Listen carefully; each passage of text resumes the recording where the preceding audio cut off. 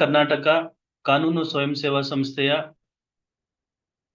ಹೊಸ ಕ್ರಿಮಿನಲ್ ಕಾನೂನು ಕಾರ್ಯಾಗಾರ ಸಂಬಂಧ ತರಗತಿಗಳಿಗೆ ಸುಸ್ವಾಗತವನ್ನ ಕೋರ್ತಾ ಇದ್ದೀನಿ.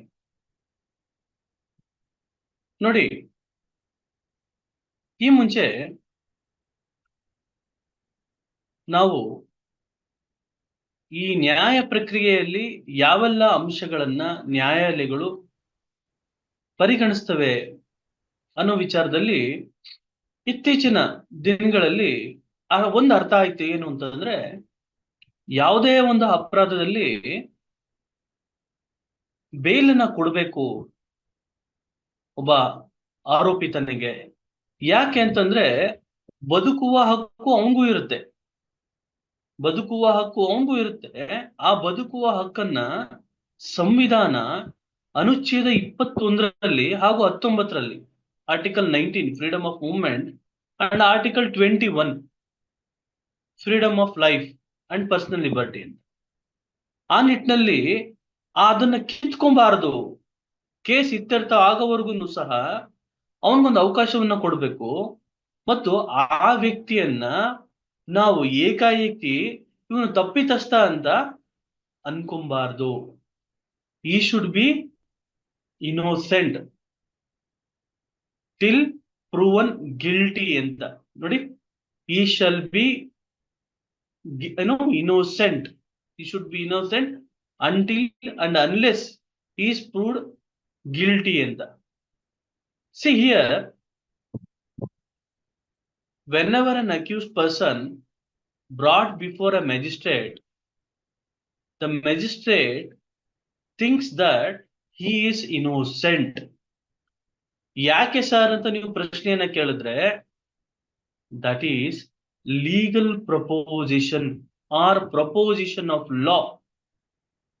ಪ್ರಪೋಸಿಷನ್ ಆಫ್ ಲಾ ಅಂದ್ರೆ ಏನು ಸರ್ ಅಂತ ನೀವು ಪ್ರಶ್ನೆಯನ್ನ ಕೇಳಿದ್ರೆ, proposition means after several thoughts, after several thinking process, the court will come to a conclusion. ಒಂದು ಕೋರ್ಟು ಒಂದು ಕನ್ಕ್ಲೂಷನ್ ಬಂದಿರುತ್ತೆ, ಆಯ್ತಾ? ಸೊ ಅದು ಕಾನೂನಲ್ಲಿ ಹೇಳುತ್ತೆ, ನೋಡಿ ಇದು ಕಾನೂನು ಅಂತ ಹೇಳುತ್ತೆ. ಹೆಂಗ್ ಬಂದಿರುತ್ತೆ ಅಂತಂದ್ರೆ, ಥ್ರೂ ರ್ಯಾಷನಾಲಿಟಿ. ನಾನು ಹೇಳ್ತಾ ಇದ್ದೆ, court does not have a emotions, court does not act on emotions, court acts on reasons ಅಂತ. ಯೋಚನೆಯನ್ನ ಮಾಡುತ್ತೆ, ತರ್ಕವನ್ನ ಮಾಡುತ್ತೆ, ಆಯ್ತಾ? ಸೊ ಕೋರ್ಟ್ಗೆ ಅದರದೇ ಆದಂತ ವಿವೇಚನಾ ಶಕ್ತಿ ಇರುತ್ತೆ. ಆ ವಿವೇಚನಾ ಶಕ್ತಿಯ ಅಡಿಯಲ್ಲಿ ಅದು ನಿರ್ಧಾರವನ್ನು ಮಾಡುತ್ತೆ. ಕೋರ್ಟ್ ನಲ್ಲಿ ಕಾನೂನು ಉತ್ಪತ್ತಿಯಾಗುತ್ತೆ. ನೋಡಿ, ಕೋರ್ಟ್ ನಲ್ಲಿ ಕಾನೂನು ಉತ್ಪತ್ತಿಯಾಗುತ್ತೆ. ನೀವು ಕೇಳಬಹುದು, ಕಾನೂನು ಎಲ್ಲಿ ಉಟ್ಕೊಳ್ಳುತ್ತೆ ಸರ್? ಒಂದು ಗೊತ್ತು ನಮಗೆ, ಶಾಸಕಾಂಗದಲ್ಲಿ ಕಾನೂನು ಮಾಡ್ತಾರೆ, ರಚಿಸ್ತಾರೆ ಅಂತ. ಅದನ್ನ ಹೊರತುಪಡಿಸಿ ಬೇರೆ ಎಲ್ಲಾದ್ರೂ ಕಾನೂನು ಉತ್ಪತ್ತಿ ಆಗುತ್ತಾ ಸರ್ ಅಂತ ಕೇಳಿದ್ರೆ, ಕಾನೂನು ಉತ್ಪತ್ತಿ ಆಗುತ್ತೆ. The law will be produced. ಎಲ್ಲಿ ಅಂತಂದ್ರೆ, ಥ್ರೂ ಇಟ್ಸ್ ಕೋರ್ಟ್ ಡಿಸಿಷನ್ಸ್ ಅಂತ. The law will be produced through its court decisions ಅಂತ. Whatever the decision of the court, and particularly the apex court, supreme court ನಲ್ಲಿ ಏನಾದ್ರು ನಿರ್ಧಾರ ಆಯ್ತು ಅಂತಂದ್ರೆ, ನೋಡಿ, ಹೆಣ್ಮಕ್ಳಿಗೆ ಇನ್ ಮುಂದೆ ಪಿತ್ರಾರ್ಜಿತ ಆಸ್ತಿಯಲ್ಲೂ ಭಾಗ ಆಗಿದೆ ಅಂತ ಕೋರ್ಟ್ ನಲ್ಲಿ ಏನಾದ್ರು ಇತ್ಯರ್ಥ ಆಯ್ತು ಅಂತಂದ್ರೆ, that becomes the law. And that law should be applied to all. That law should be followed by everybody in the whole country. Law of the land ಅಂತ ಕರಿತೀವಿ, law of the land. So court precedents is one among the sources of law ಅಂತ. ನೋಡಿ, proposition of law ಅಂತ ಹೇಳ್ತಾ ಇದ್ವಿ. It is a settled position of law ಅಂತ ಕರೀತಿರ್ತಾರೆ. So it is a settled position of law. ನೋಡ್ರಿ, ಒಂದು ಏನು ಗಂಡ ಹೆಂಡತಿ ಇರ್ತಾರೆ. ಸೊ ಈ ನಿಟ್ಟಿನಲ್ಲಿ ಹೆಂಡತಿ ಏನಾದ್ರು ತೀರೋಗ್ಬಿಟ್ಟಂತ ಸಂದರ್ಭದಲ್ಲಿ ಮಗು ಆಗ್ಬಿಟ್ಟಿರುತ್ತೆ. ಆ ಸಂದರ್ಭದಲ್ಲಿ ಮಗು ಯಾರ ಕಡೆ ಇರ್ಬೇಕ್ರಿ ಅಂತ ಪ್ರಶ್ನೆಯನ್ನ ಕೇಳಿದ್ರೆ, ಕಾಮನ್ ಸೆನ್ಸ್ ಆಗಿ ಏನ್ ಹೇಳ್ತಾರೆ, ನೋಡ್ರಿ, ಹುಟ್ಸಿದ ಅಪ್ಪ ಇರ್ತಾನೆ, ಇನ್ನ ಬದುಕಿದಾನೆ, ಕೈಕಾಲ್ ಗಟ್ಮುಟ್ಟಾಗಿದೆ, ಎಜುಕೇಟೆಡ್ ಇರ್ತಾನೆ. ಅಂತ ಸಂದರ್ಭದಲ್ಲಿ ಮಗು ತಂದೆ ಕಡೆ ಇರ್ಬೇಕು ಅಲ್ವೇನ್ರಿ? ತಂದೆನ ಕಸ್ಟಡಿ ಕೊಡಿ ಅಂತ ಹೇಳಿ ಹೆಂಡತಿ ಮನೆಯವರು ಒಂದು ಕೇಸನ್ನ ಹಾಕಿರ್ತಾರೆ. ಆ ಸಂದರ್ಭದಲ್ಲಿ ಸೆಟಲ್ಡ್ ಪೊಸಿಷನ್ ಆಫ್ ಲಾ ಏನ್ ಹೇಳುತ್ತೆ, ಅಥವಾ ಪ್ರಪೋಸಿಷನ್ ಆಫ್ ಲಾ ಏನ್ ಹೇಳುತ್ತೆ ಅಂತಂದ್ರೆ, the child should be with the natural guardian. The child should be with the natural guardian. That is the settled position of law R the proposition of ಲಾ, ಆಯ್ತಾ, R principle of law ಅಂತ ಹೇಳ್ಬೋದು. ನೋಡಿ, ಈ criminal ಕೇಸ್ಗಳಲ್ಲೂ ಕೆಲವೊಂದು ಅಂಶಗಳನ್ನ ನಾವು, ಅಥವಾ ನ್ಯಾಯಾಲಯ, these are settled positions, these are propositions while deciding the criminal case ಅಂತ ಹೇಳಿದೆ. ಅದರಲ್ಲಿ ಯಾವ್ಯಾವು ಅನ್ನೋ ಅದನ್ನ ನಾನು ಎಕ್ಸ್ಪ್ಲೇನ್ ಮಾಡ್ತೀನಿ. ಅದಕ್ಕಿಂತ ಮುಂಚೆ ನಿಮ್ಗೆ ನಾನು ಒಂದು ಕತೆ ಹೇಳ್ತೀನಿ, ಒಂದು ದೃಷ್ಟಾಂತವನ್ನ ಕೊಡ್ತೀನಿ. ನೋಡಿ, ಇತ್ತೀಚೆಗೆ ರವಿ ಮತ್ತು ಸುಧಾ, ನೋಡಿ, ರವಿ ಮತ್ತು ಸುಧಾ ಮದುವೆ ಮಾಡ್ಕೊಂಡಿದ್ದಾರೆ. ಯಾವ ಇಸ್ವಿಲ್ ಮದುವೆ ಮಾಡ್ಕೊಂಡಿದ್ದಾರೆ ಅಂದ್ರೆ 2005ನೇ ಇಸ್ವಿಲ್ ಮದುವೆ ಮಾಡ್ಕೊಂಡಿದ್ದಾರೆ. 2005ನೇ ಇಸ್ವಿಲ್ ಮದುವೆ ಮಾಡ್ಕೊಂಡಿದ್ದಾರೆ. ಸೊ 2019ವರೆಗೂ ಜೀವನವನ್ನು ಮಾಡ್ಕೊಂಡ್ ಬಂದಿದ್ದಾರೆ. ಬಟ್ ಮಗು ಆಗಿರ್ಲಿಲ್ಲ. ಸೊ ಈ ನಿಟ್ಟಿನಲ್ಲಿ ಕೋವಿಡ್ ಟೈಮ್ ನಲ್ಲಿ ಯಾವುದೋ ಒಂದು ಸಂದರ್ಭದಲ್ಲಿ ಜುಲೈ ತಿಂಗಳು 2019ನೇ ಒಂದು ಇಸ್ವಿಯಲ್ಲಿ, 2019ನೇ ಇಸ್ವಿಯಲ್ಲಿ ಜುಲೈ ತಿಂಗಳು ಆಕೆ ಗಂಡನ ಜೊತೆ ಜಗಳವನ್ನ ಆಡ್ತಾಳೆ. ಹಂಗೆ ಜಗಳ ಮುಂದುವರಿತಾ ಬರುತ್ತೆ.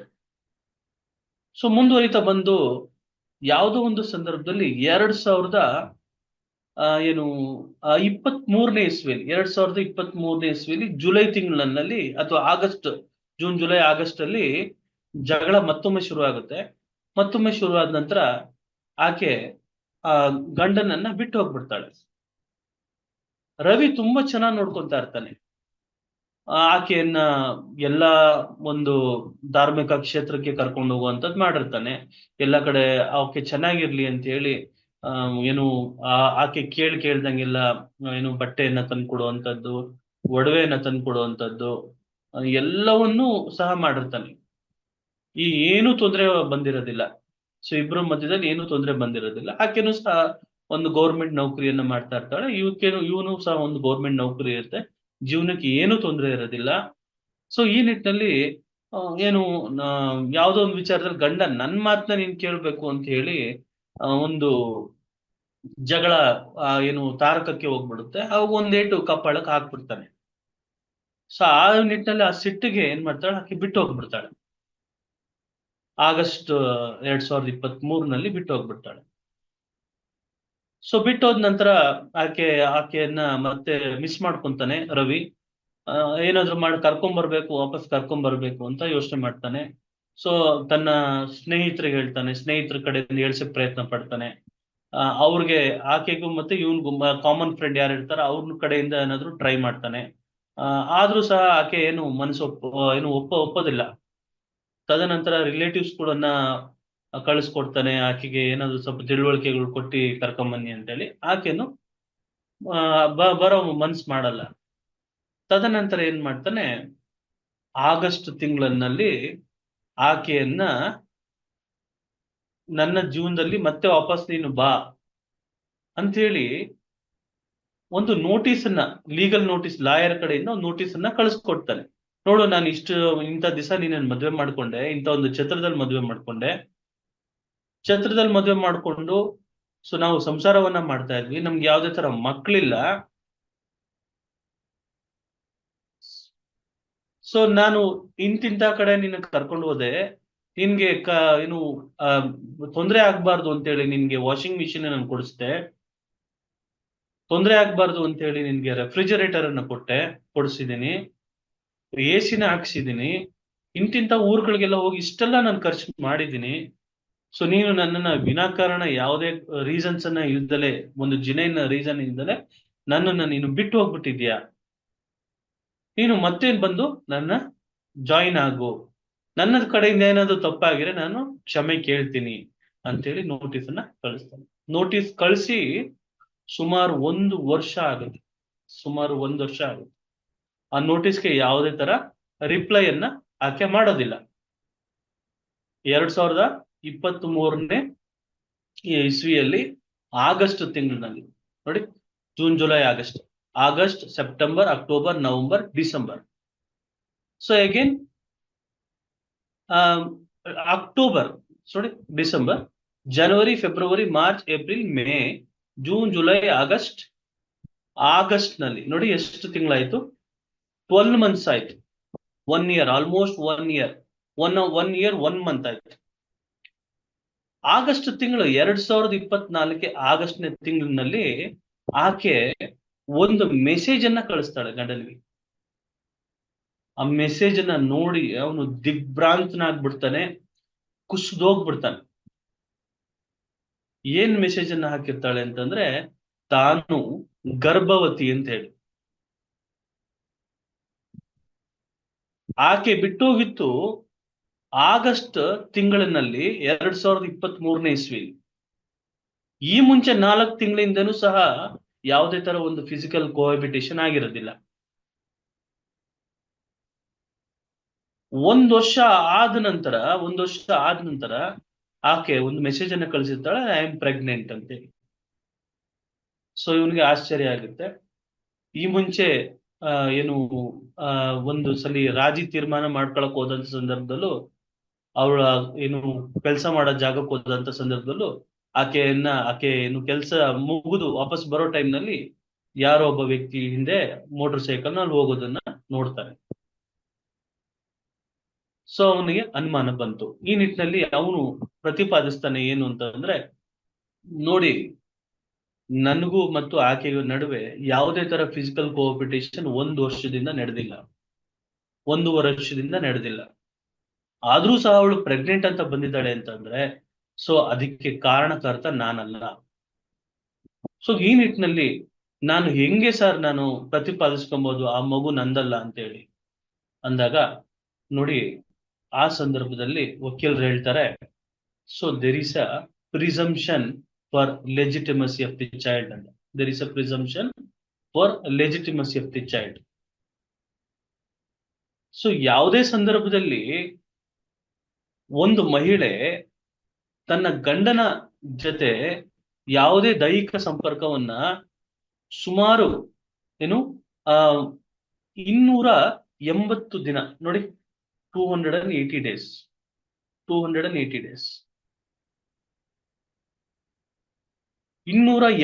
ದಿನ ಆಗಿ ಏನು ಅಂತರ ಇದ್ದು ಯಾವ್ದಾದ್ರು ಗರ್ಭಿಣಿ ಆಗಿದ್ದಂತ ಸಂದರ್ಭದಲ್ಲಿ, ಅಂದ್ರೆ 280 days ವರೆಗೆ ಒಂದು 280 ದಿನ ಅಂತಂದ್ರೆ ಎಷ್ಟು, ಒಂದು ಗರ್ಭವತಿಯ ಒಂದು ಡೆಲಿವರಿ ಆಗ್ಬೇಕು ಅಂತಂದ್ರೆ 9 months ಬೇಕು. 9 months ಅಂತಂದ್ರೆ ಎಷ್ಟು ದಿನ ಆಗುತ್ತೆ ನೋಡಿ, 3 9s 27, 270 days ಬೇಕು. 270 days ಬೇಕಾಗುತ್ತೆ. ಸೊ 280 days ಇಲ್ಲಿ ಕಾನೂನಲ್ಲಿ ಹೇಳಿದ್ದಾರೆ, ಕಾನೂನಲ್ಲಿ ಇದೆ. ಏನು ಕಾನೂನಲ್ಲಿ ಇದೆ ಅಂತಂದ್ರೆ, 280 days ಒಳಗೆ ಯಾವುದಾದ್ರೂ ಮಹಿಳೆ ಗರ್ಭವನ್ನ ಧರಿಸಿದಂತ ಸಂದರ್ಭದಲ್ಲಿ ಆ ಮಗು ಆ ವ್ಯಕ್ತಿಯ ಏನು ಮದುವೆ ಮಾಡ್ಕೊಂಡಿರೋಂತ ಗಂಡನಿಗೆ ಸೇರಿದ್ದು ಅಂತ ಹೇಳಿ ಒಂದು ಪ್ರಿಸಂಪ್ಷನ್ ಲೈ ಆಗುತ್ತೆ ನೋಡಿ, presumption lie. So that presumption is the proposition of law ನೋಡಿ, that presumption is the proposition of law. Proposition ಅಂತಂದ್ರೆ ಏನು sir? What is proposition of law? Proposition of law means law is this. ಕಾನೂನು ಇದು ಹೇಳುತ್ತೆ. ಕಾನೂನು ಏನ್ ಹೇಳುತ್ತೆ? ಕಾನೂನು 280 ದಿನದ ಒಳಗಡೆ ಯಾವುದೇ ಮಹಿಳೆ ಗರ್ಭವನ್ನ ಧರಿಸಿದಂತ ಸಂದರ್ಭದಲ್ಲಿ ಆಕೆ ಆ ಮದುವೆ ಮಾಡ್ಕೊಂಡಿರ್ತಾನಲ್ಲ ವ್ಯಕ್ತಿ, ಆ ವ್ಯಕ್ತಿನೇ ಆ ಒಂದು ಮಗುವಿಗೆ ತಂದೆ ಅಂತ ಹೇಳುತ್ತೆ. So this is proposition of ಲಾ. ಹಾಗೇನೆ ಕ್ರಿಮಿನಲ್ ಕಾನೂನಿನಲ್ಲಿ ಕೆಲವೊಂದು ಅಂಶಗಳನ್ನ ಇದು ಕಾನೂನು ಅಂತ ಹೇಳ್ಬಿಟ್ಟಿದೆ ನೋಡಿ.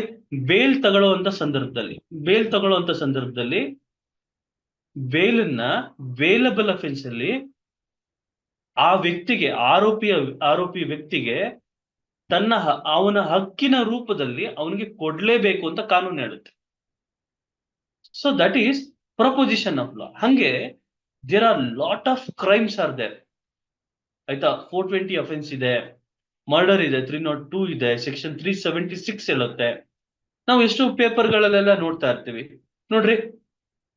ಎಷ್ಟೋ ಸಂದರ್ಭದಲ್ಲಿ ಆ ಏನು ಆ ಹುಡುಗಿಯನ್ನ ಪ್ರೇಮಿಸ್ತಾ ಇರ್ತಾನೆ, ಆ ಹುಡುಗಿನೂ ಪ್ರೇಮಿಸ್ತಾ ಇರ್ತಾಳೆ. ಸೊ ಮಧ್ಯದಲ್ಲಿ ಏನೋ ಒಂದು ಇಬ್ರು ಮಧ್ಯದಲ್ಲಿ ಮನಸ್ತಾಪ ಉಂಟಾಗುತ್ತೆ. ಈ ಮುಂಚೆ ಒಂದು ದೈಹಿಕ ಸಂಪರ್ಕ ಆಗಿರುತ್ತೆ. ಆ ದೈಹಿಕ ಸಂಪರ್ಕ ಆದಂತ ಸಂದರ್ಭದಲ್ಲಿ ಆಕೆ ಮನಸ್ತಾಪ ಬಂತು, ಅವನ ಜೊತೆ ಜಗಳ ಆಯ್ತು ಅಂತ ಜಗಳ ಆಗುತ್ತೆ. ಆಮೇಲೆ ಹೋಗ್ಬಿಟ್ಟು ಒಂದು ಪೊಲೀಸ್ ಕಂಪ್ಲೇಂಟ್ ಕೊಟ್ಬಿಡ್ತಾಳೆ, ನನ್ನನ್ನು ಇವನ್ ರೇಪ್ ಮಾಡ್ಬಿಟ್ಟ ಅಂತೇಳಿ. ಅಂತ ಸಂದರ್ಭದಲ್ಲಿ ನ್ಯಾಯಾಲಯಗಳು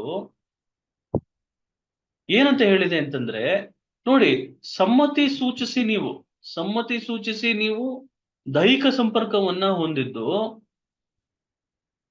ಯಾವುದೋ ಸಂದರ್ಭದಲ್ಲಿ ನೀವು ನಿಮ್ಮ ಒಂದು ರಿಲೇಶನ್ಶಿಪ್ ಅಲ್ಲಿ ಜಗಳ ಆಯ್ತು ಅಂತ ಹೇಳಿ ಅದನ್ನ ನೀವು ರೇಪ್ ಅಂತ ನೀವು ಒಂದು ಕಂಪ್ಲೇಂಟ್ ಅನ್ನ ಕೊಟ್ರೆ ಅದು ರೇಪ್ ಆಗಲ್ಲ ಕಣ್ರಿ ಅದು ಅಂತ ಹೇಳುತ್ತೆ. ದಿಸ್ ಈಸ್ ಪ್ರಪೋಸಿಷನ್ ಆಫ್ ಲಾ. ಇದೆಲ್ಲ ನಾನು ಯಾಕೆ ಹೇಳ್ತಾ ಇದ್ದೀನಿ ಅಂತಂದ್ರೆ, ನೋಡಿ, ಕ್ರಿಮಿನಲ್ ಕಾನೂನಿನ ಅಧ್ಯಯನ ಮಾಡುವಂತ ಸಂದರ್ಭದಲ್ಲಿ ನಮಗೆ ಪ್ರಪೋಸಿಷನ್ಸ್ ಗೊತ್ತಿರ್ಬೇಕು. ಕಾನೂನು ಯಾವ್ದನ್ನ ಕನ್ಸಿಡರ್ ಮಾಡುತ್ತೆ, ಯಾವ್ದನ್ನ ಕನ್ಸಿಡರ್ ಮಾಡಲ್ಲ, ಯಾವ್ದನ್ನ ಕನ್ಸಿಡರ್ ಮಾಡಿದಾಗ ನಮ್ಗೆ ಬಿಡುಗಡೆ ಆಗುತ್ತೆ ಅನ್ನೋದು ಗೊತ್ತಿರಬೇಕು. ಪ್ರಪೋಸಿಷನ್ ಆಫ್ ಲಾ. ಆ ಒಂದು ಪ್ರಪೋಸಿಷನ್ ಆಫ್ ಲಾ ಮೇಲೆ ಏನು ನ್ಯಾಯಾಲಯದಲ್ಲಿ ವಕೀಲರು ಏನು ಆ ಒಂದು ಕೇಸನ್ನ ನಡೆಸುವಂತ ಒಂದು ಇದಿರ್ತದೆ, ನಡೆಸುವಂತದ್ದು ಪ್ರಕ್ರಿಯೆ ಇರ್ತದೆ. ನಡೆಸಿ ಆ ಕೇಸನ್ನ ಗೆಲ್ಲುವಂತ ಸಂಭವ ಇರ್ತದೆ. ಸೊ ಅದು ತಮಗೆ ಅಂದ್ರೆ ಸಾಮಾನ್ಯ ಜನರಿಗೆ ಒಂದು ಧೈರ್ಯವನ್ನ ತಂದು ಕೊಡುತ್ತೆ. ಕಾನೂನು ಇದೆ ಹೇಳುತ್ತೆ ಅಂದಾಗ ನನ್ನಲ್ಲಿ ತಪ್ಪಿಲ್ದನೆ ಇದ್ದಾಗ ನಾನು ಯಾಕೆ ಎದುರ್ಕೊಬೇಕು ಅಂತ. ನನ್ನಲ್ಲಿ ತಪ್ಪಿಲ್ದಲೇ ಇದ್ದಾಗ ಕಾನೂನು ಈ ರೀತಿ ಹೇಳ್ತಾ ಇರ್ಬೇಕಾದ್ರೆ ನಾನ್ಯಾಕೆ ಎದುರ್ಕೋಬೇಕು ಅಂತ. ನೋಡಿ, ಇತ್ತೀಚೆಗೆ ಒಬ್ರು ಏನು ಭಾರತದಲ್ಲೇ ಹೆಸರಾಂತ ನಟ, ಆ ನಟ ಏನು ಪಿಕ್ಚರ್ ಥಿಯೇಟರ್ಗೆ ಹೋದಂತ ಸಂದರ್ಭದಲ್ಲಿ ಅವನನ್ನ ನೋಡಕ್ಕೆ ಬಂದಂತ ಜನ, ಆ ಜನಗಳ ಮಧ್ಯದಲ್ಲಿ ಕಾಲ್ ತುಳಿತಕ್ಕೆ ಸಿಗಾಕೊಂಡು ಒಬ್ಬ ಮಹಿಳೆ ತೀರೋಗ್ಬಿಡ್ತಾರೆ. ಆ ನಟನನ್ನ ಅರೆಸ್ಟ್ ಮಾಡಿ ಕರ್ಕೊಂಡು ಹೋಗ್ತಾರೆ ಪೊಲೀಸರು. ನೀವು ಪ್ರಶ್ನೆಯನ್ನ ಕೇಳ್ಬೋದು, ಅಲ್ಲ ಸರ್,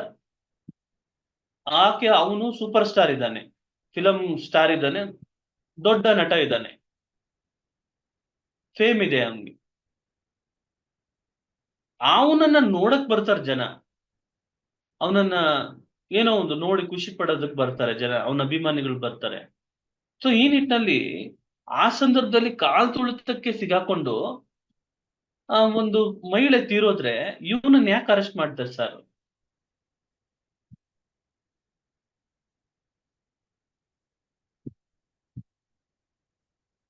ಅಂತ ಹೇಳಿ. ನೋಡಿ, ಒಬ್ಬ ಎಲೆಕ್ಟ್ರಿಕ್ ಕಾಂಟ್ರಾಕ್ಟರ್ ಒಂದು ಕಾಂಟ್ರಾಕ್ಟ್ ಅನ್ನ ತಗೊಂಡಿರ್ತಾನೆ. ಕಾಂಟ್ರಾಕ್ಟ್ ಅನ್ನ ತಗೊಂಡು ಒಂದು ಲೇಔಟ್ ನಲ್ಲಿ ಎಲೆಕ್ಟ್ರಿಕ್ ಕಂಬಗಳನ್ನ ನೆಡುವಂತ ಸಂದರ್ಭ. ಆ ನೆಡುವಂತ ಸಂದರ್ಭದಲ್ಲಿ ಆ ವೈರ್ಗಳನ್ನ ಇನ್ಸ್ಟಾಲೇಷನ್ ಮಾಡ್ತಾರೆ. ಆ ವೈರ್ಗಳಲ್ಲಿ ಕರೆಂಟ್ ನ ಏನು ಇನ್ಸರ್ಟ್ ಮಾಡಿರೋದಿಲ್ಲ, ಕರೆಂಟ್ ಇನ್ನ ಬಿಟ್ಟಿರೋದಿಲ್ಲ ಆ ವೈರ್ಗಳಿಗೆ. ಆ ಸಂದರ್ಭದಲ್ಲಿ ಒಬ್ಬ ವ್ಯಕ್ತಿಯನ್ನ ಮೇಲೆ ಆ ಕಂಬದ ಮೇಲೆ ಏನು ಹಚ್ಚಿರ್ತಾರೆ. ಆ ಸಂದರ್ಭದಲ್ಲಿ ಆ ವ್ಯಕ್ತಿ ಮೃತಪಟ್ಬಿಡ್ತಾನೆ. ಕರೆಂಟ್ ಶಾಕ್ ಆಗ್ಬಿಡುತ್ತೆ, ಎಲೆಕ್ಟ್ರಿಕ್ಯೂಷನ್ ಆಗುತ್ತೆ. ಆ ಸಂದರ್ಭದಲ್ಲಿ ಆ ಎಲೆಕ್ಟ್ರಿಕ್ ಕಾಂಟ್ರಾಕ್ಟರ್ ಮೇಲೆ ಕೇಸನ್ನ ದಾಖಲಿಸ್ತಾರೆ. ನೋಡಿ, ಒಬ್ಬ ಒಂದು ಸಿನಿಮಾ ಶೂಟಿಂಗ್ ಮಾಡುವಂತ ಸಂದರ್ಭ, ಒಬ್ಬ ಹೀರೋ ಜೊತೆ 2 ವಿಲನ್ನು ಹೆಲಿಕಾಪ್ಟರ್ ನಲ್ಲಿ ಒಂದು ಫೈಟಿಂಗ್ ಸೀನ್ ಅನ್ನ ಮಾಡಿ, ಫೈಟ್ ಮಾಡ್ತಾ ಮಾಡ್ತಾ ಒಂದು ನದಿಗೆ ಅಥವಾ ಒಂದು ಕೆರೆಗೆ ಜಂಪ್ ಮಾಡುವಂತ ಒಂದು ಪರಿಸ್ಥಿತಿ ಬರುತ್ತೆ. ತಕ್ಷಣ ಜಂಪ್ ಮಾಡ್ತಾರೆ. ಹೀರೋಗೆ ಏನು ಲೈಫ್ ಜಾಕೆಟ್ ಅನ್ನ ಕೊಟ್ಟಿರ್ತಾರೆ, ಆ ವಿಲನ್ ಗಳಿಗೆ ಲೈಫ್ ಜಾಕೆಟ್ ಶಾರ್ಟೇಜ್ ಬಂದಿರುತ್ತೆ. ಆದ್ರೂ ರಿಸ್ಕ್ ತಗೊಂಡು ಜಂಪ್ ಮಾಡ್ತಾರೆ. ಆ ಕೆರೆಯಲ್ಲಿ ಸಿಗಾಕೊಂಡು, ಆ ಒಂದು ಹೂಳುಗೆ ಸಿಗಾಕೊಂಡು ಅವರು ಸತ್ತೋಗ್ಬಿಡ್ತಾರೆ. ಡೈರೆಕ್ಟರ್ ಮೇಲೆ ಪೊಲೀಸ್ನವರು ಪ್ರಕರಣವನ್ನ ದಾಖಲಿಸ್ತಾರೆ. ಡಾಕ್ಟರು ಪೇಷಂಟ್ ಅನ್ನ ನೋಡುವಂತ ಸಂದರ್ಭದಲ್ಲಿ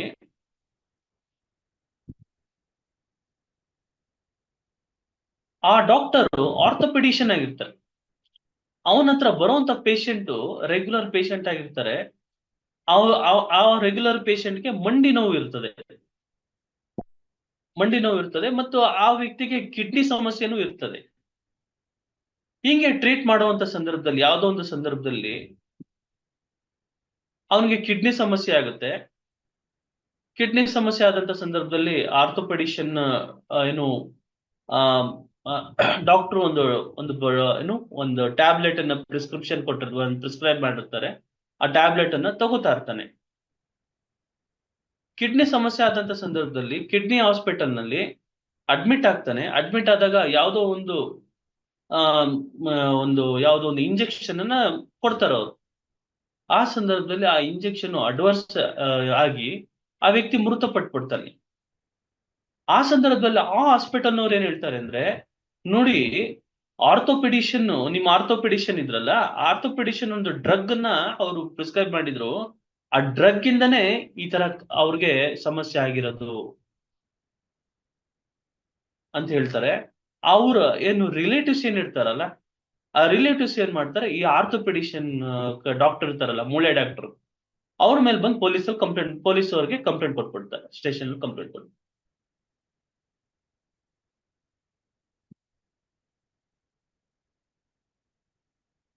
ಸೊ ಈ ಸಂದರ್ಭದಲ್ಲಿ ನನ್ನ ತಪ್ಪಿಲ್ದಲೇ ಇದ್ದಂತ ಸಂದರ್ಭದಲ್ಲೂ ನಾನು ಅದಕ್ಕೆ ಹೊಣೆ ಹಾಕ್ತೀನ ಅಂತ ಪ್ರಶ್ನೆ. ಯಾವುದೋ ಒಂದು ಗಂಡ ಹೆಂಡತಿ ಏನು ಒಂದು ಪ್ರಕರಣ ನಡೀತಾ ಇರ್ತದೆ, ಅವ್ರ ಡೈವೋರ್ಸ್ ಪ್ರಕರಣ ನಡೀತಾ ಇರುತ್ತೆ, ಗಂಡನ ಮೇಲೆ ಕೇಸ್ ನಡೀತಾ ಇರುತ್ತೆ. ಒಬ್ಬ ವ್ಯಕ್ತಿ ಇದ್ದಕ್ಕಿದ್ದಂಗೆ ನೇಣಿಗೆ ಶರಣಾಗ್ಬಿಟ್ಟು ಈ ಎಲ್ಲದಕ್ಕೂ ಕಾರಣ ಈ ಸಿಸ್ಟಮ್, ಈ ಒಂದು ಜುಡಿಷಿಯಲ್ ಸಿಸ್ಟಮ್, ಜಡ್ಜು, ಪೊಲೀಸ್ನವರು, ಸರ್ಕಾರ, ಇದೆಲ್ಲ ಹೇಳಿ ಬರೆದ್ಬಿಟ್ಟು ಆತ್ಮಹತ್ಯೆ ಬರೆದ್ಬಿಟ್ಟು ಸತ್ತೋಗ್ಬಿಡ್ತಾನೆ. ಅಂತ ಸಂದರ್ಭದಲ್ಲಿ ಹೊಣೆ ಆಗುತ್ತಾ ಅಂತ ಪ್ರಶ್ನೆಯನ್ನ ಕೇಳಿದ್ರೆ, ನೋಡಿ, ಇಲ್ಲಿ ನಾವು ಪ್ರಪೋಸಿಷನ್ ಆಫ್ ಲಾ, ಕಾನೂನಿನ ಸಿದ್ಧಾಂತಗಳನ್ನ ನೆನಪಲ್ಲಿ ಇಟ್ಕೊಬೇಕು. ಯಾವುದು ಕಾನೂನು ಸಿದ್ಧಾಂತಗಳು ಏನೇನ್ ಹೇಳುತ್ತೆ, ಇದರಲ್ಲಿ ಯಾವ ಸಿದ್ಧಾಂತಗಳು ಬರ್ತವೆ ಅಂತೇಳಿ ನೋಡಿ. ನಾವು ಒಂದು ಮೊದಲನೇ ಸಿದ್ಧಾಂತಕ್ಕೆ ನಾವು ಬರೋದಾದ್ರೆ, ಕಾನೂನಿನ ಮೊದಲನೇ ಸಿದ್ಧಾಂತಕ್ಕೆ ಬರೋದಾದ್ರೆ, ಯಾವುದೇ ಕ್ರಿಮಿನಲ್ ಪ್ರಕರಣಗಳಲ್ಲಿ ನಾನು ಬರ್ತೀನಿ, ಈಗ ಆತ್ಮಹತ್ಯೆದು ಬರ್ತೀನಿ, ಅಲ್ಲಿ ಏನ್ ಸಿದ್ಧಾಂತ ಇದೆ, ಆಯ್ತಾ? ಒಬ್ಬ ಲೈನ್ ಮ್ಯಾನ್ ಸತ್ತೋದ, ಅಲ್ಲಿ ಏನ್ ಸಿದ್ಧಾಂತ ಇದೆ, ಆಯ್ತಾ? ಮತ್ತೆ ಏನು ಯಾವುದೋ ಒಂದು ಸಂದರ್ಭದಲ್ಲಿ ಏನು ಗುಂಪುಗಾರಿಕೆ ಸೇರ್ಕೊಂಡು ಅವ್ನಿಗೆ ವಾರ್ನಿಂಗ್ ಮಾಡಕ್ಕಂತ ಹೋಗ್ತಾರೆ, ಅವ್ನು ಸತ್ತೋಗ್ಬಿಡ್ತಾನೆ, ಅಲ್ಲಿ ಏನ್ ಸಿದ್ಧಾಂತ ಬರ್ತದೆ. ಕೆಲವೊಂದು ಪ್ರಕರಣಗಳಲ್ಲಿ ಕೆಲವೊಂದು ಸಿದ್ಧಾಂತಗಳನ್ನ ನಾನು ತಮ್ಗೆ ತಿಳಿಸ್ಕೊಡ್ತೀನಿ. ಎಲ್ಲಾ ಒಂದು ಸೆಕ್ಷನ್ಗಳಲ್ಲೂ ಒಂದೊಂದು ಸಿದ್ಧಾಂತ ಇರುತ್ತೆ. ಎಲ್ಲಾ ಸೆಕ್ಷನ್ಗಳು ನಾವು ಡಿಸ್ಕಸ್ ಮಾಡಕ್ ಆಗಲ್ಲ. ಅದ್ರಲ್ಲಿ ಮೇಜರ್ ಆಗಿರೋಂಥವು ಕೆಲವೊಂದು ಡಿಸ್ಕಸ್ ಅನ್ನ ಮಾಡೋಣ. ನೋಡಿ, ಮೊದಲನೇ ಸಿದ್ಧಾಂತ ಕ್ರಿಮಿನಲ್ ಸಿದ್ಧಾಂತ. ಯಾಕೆಂದ್ರೆ ಹೊಸ ಕ್ರಿಮಿನಲ್ ಕಾನೂನಲ್ಲೂ ಸಹ ಈ ಸಿದ್ಧಾಂತಗಳು ಇದ್ದೇ ಇದೆ. ಆ ಸಿದ್ಧಾಂತಗಳಲ್ಲಿ ಏನು ವ್ಯತ್ಯಾಸ ಆಗಿಲ್ಲ, ಆಯ್ತಾ? ಹೊಸ ಕಾನೂನುಗಳಲ್ಲಿ ಸೆಕ್ಷನ್ಗಳು ಬದಲಾಗಿದೆ, ಕೆಲವೊಂದು ಅಂಶಗಳನ್ನ ಸೇರಿಸಿದ್ದಾರೆ. ಸಿದ್ಧಾಂತದ ಒಂದು ನಿಟ್ಟಿನಲ್ಲಿ ಇದೇ ಸಿದ್ಧಾಂತವನ್ನ ಫಾಲೋ ಮಾಡ್ತಾ ಇದೆ. ಆಯ್ತಾ? ಸೊ ಮೊದಲನೇ ಸಿದ್ಧಾಂತ ಯಾವುದು ಅಂತಂದ್ರೆ, ಕ್ರಿಮಿನಲ್ ಪ್ರಕರಣಗಳಲ್ಲಿ ಮೊದಲನೇ ಸಿದ್ಧಾಂತ, every accuse person should be treated as innocent. Every accuse person should be treated as innocent. ಈ ಪ್ರತಿಯೊಬ್ಬ ಆರೋಪಿ ವ್ಯಕ್ತಿಯನ್ನು ಇನ್ನೋಸೆಂಟ್ ಅಂತ ಮೊದಲು ತಿಳ್ಕೋಬೇಕು. So this is the proposition of law. ಇದು ಒಂದು ಸಿದ್ಧಾಂತ. ಯಾಕೆ ಸರ್ ಅಂತಂದ್ರೆ, ಆ ವ್ಯಕ್ತಿ ಇನ್ನೋಸೆಂಟ್ ಆಗಿದ್ದವನು ಇನ್ನೋಸೆಂಟ್ ಆಗಿರ್ಬೋದು ಅಥವಾ ತಪ್ಪಿತಸ್ಥನಾಗಿರ್ಬೋದು. ಸೊ ಮಧ್ಯದಲ್ಲಿ ಒಂದು ಜುಡಿಷಿಯಲ್ ಪ್ರಾಸೆಸ್ ಅಂತ ಇರುತ್ತೆ. ಜುಡಿಷಿಯಲ್ ಪ್ರಾಸೆಸ್, ಆ ಜುಡಿಷಿಯಲ್ ಪ್ರಾಸೆಸ್ಗೆ ಆ ವ್ಯಕ್ತಿಯನ್ನ ಅಳವಡಿಸಿದಾಗ ಏನು ಆ ವ್ಯಕ್ತಿಯನ್ನ ಏನು ಅದರಲ್ಲಿ ಹಾಕ್ದಂತ ಸಂದರ್ಭದಲ್ಲಿ ಆ ವ್ಯಕ್ತಿ ತಪ್ಪು ಮಾಡಿದನು ಇಲ್ವಂತ ಕ್ರಮೇಣ ಈ ಒಂದು ಟ್ರಯಲ್, ಏನ್ ಕ್ರಿಮಿನಲ್ ಟ್ರಯಲ್ ಅಂತ ನಾವು ಕರಿತೀವಿ, ವಿಚಾರಣೆ ಅಂತ ಕರಿತೀವಿ, ಆ ವಿಚಾರಣೆಯಲ್ಲಿ ನಮ್ಗೆ ತಿಳಿಯುತ್ತೆ. ಅಲ್ಲಿವರೆಗೂ ಸಹ ಅವನ್ನ ಇನ್ನೋಸೆಂಟ್ ಅಂತ ಭಾವಿಸ್ಬೇಕು ಅನ್ನೋದು ಒಂದು ಸಿದ್ಧಾಂತ. ಆಯ್ತಾ?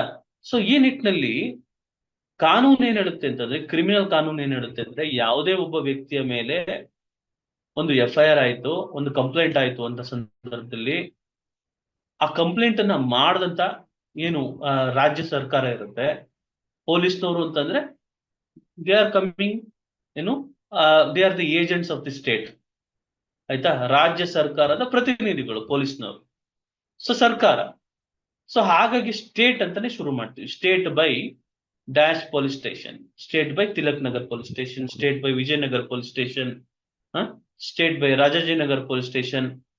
ಸೊ ಯಾವ ಪೊಲೀಸ್ ಸ್ಟೇಷನ್ ಲಿಮಿಟ್ಸ್ ಅಲ್ಲಿ ಅದು ಕಂಪ್ಲೇಂಟ್ ಆಗಿರುತ್ತೆ, ಆ ಪೊಲೀಸ್ನವರು ಸ್ಟೇಷನ್ ಏನು ಸರ್ಕಾರದ ಪರವಾಗಿ ಕಂಪ್ಲೇಂಟ್ ಆಗಿರ್ತಾರೆ, ವರ್ಸಸ್ ಅಕ್ಯೂಸ್ಡ್ ಅಂತ ಬರುತ್ತೆ. ಸೊ ಇಲ್ಲಿ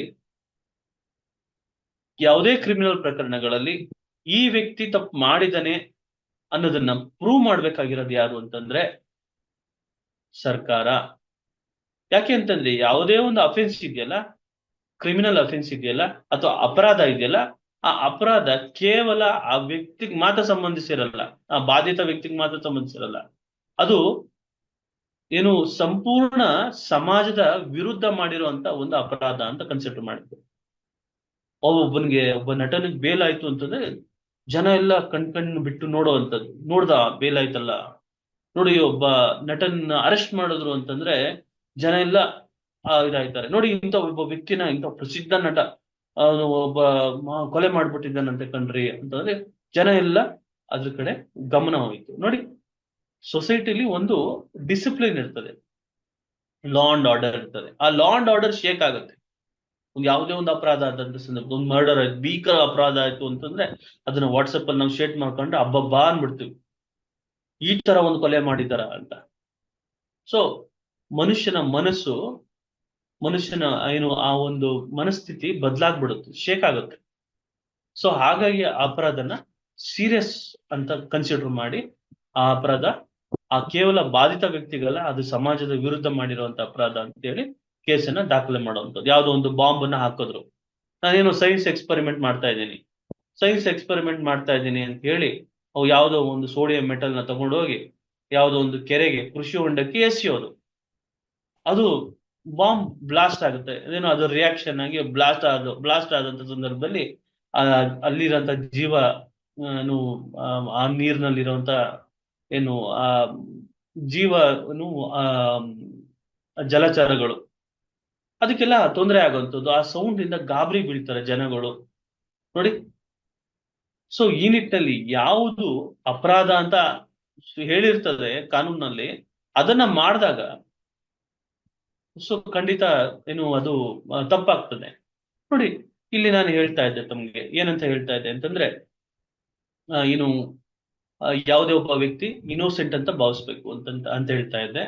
ನೋಡಿ, ಯಾವುದೇ ಸಂದರ್ಭದಲ್ಲಿ ಯಾವುದೇ ಒಂದು ಅಪರಾಧ ಆದಂತ ಸಂದರ್ಭದಲ್ಲಿ ಪೊಲೀಸ್ನವರು, so they are the law enforcement agency. ನೋಡಿ, law enforcement agency, law enforcement officers. ಕಾನೂನಿದೆ, ಅದನ್ನ ಎನ್ಫೋರ್ಸ್ ಮಾಡ್ತಾರೆ. Law is there, the law will be enforced, the law will be put into action. ಆಯ್ತಾ? ಲಾ ಎನ್ಫೋರ್ಸ್ಮೆಂಟ್ ಏಜೆನ್ಸಿ ಅಥವಾ ಲಾ enforcement officers ಅಂತ ನಾವು ಕರಿತೀವಿ ಪೊಲೀಸ್ನ.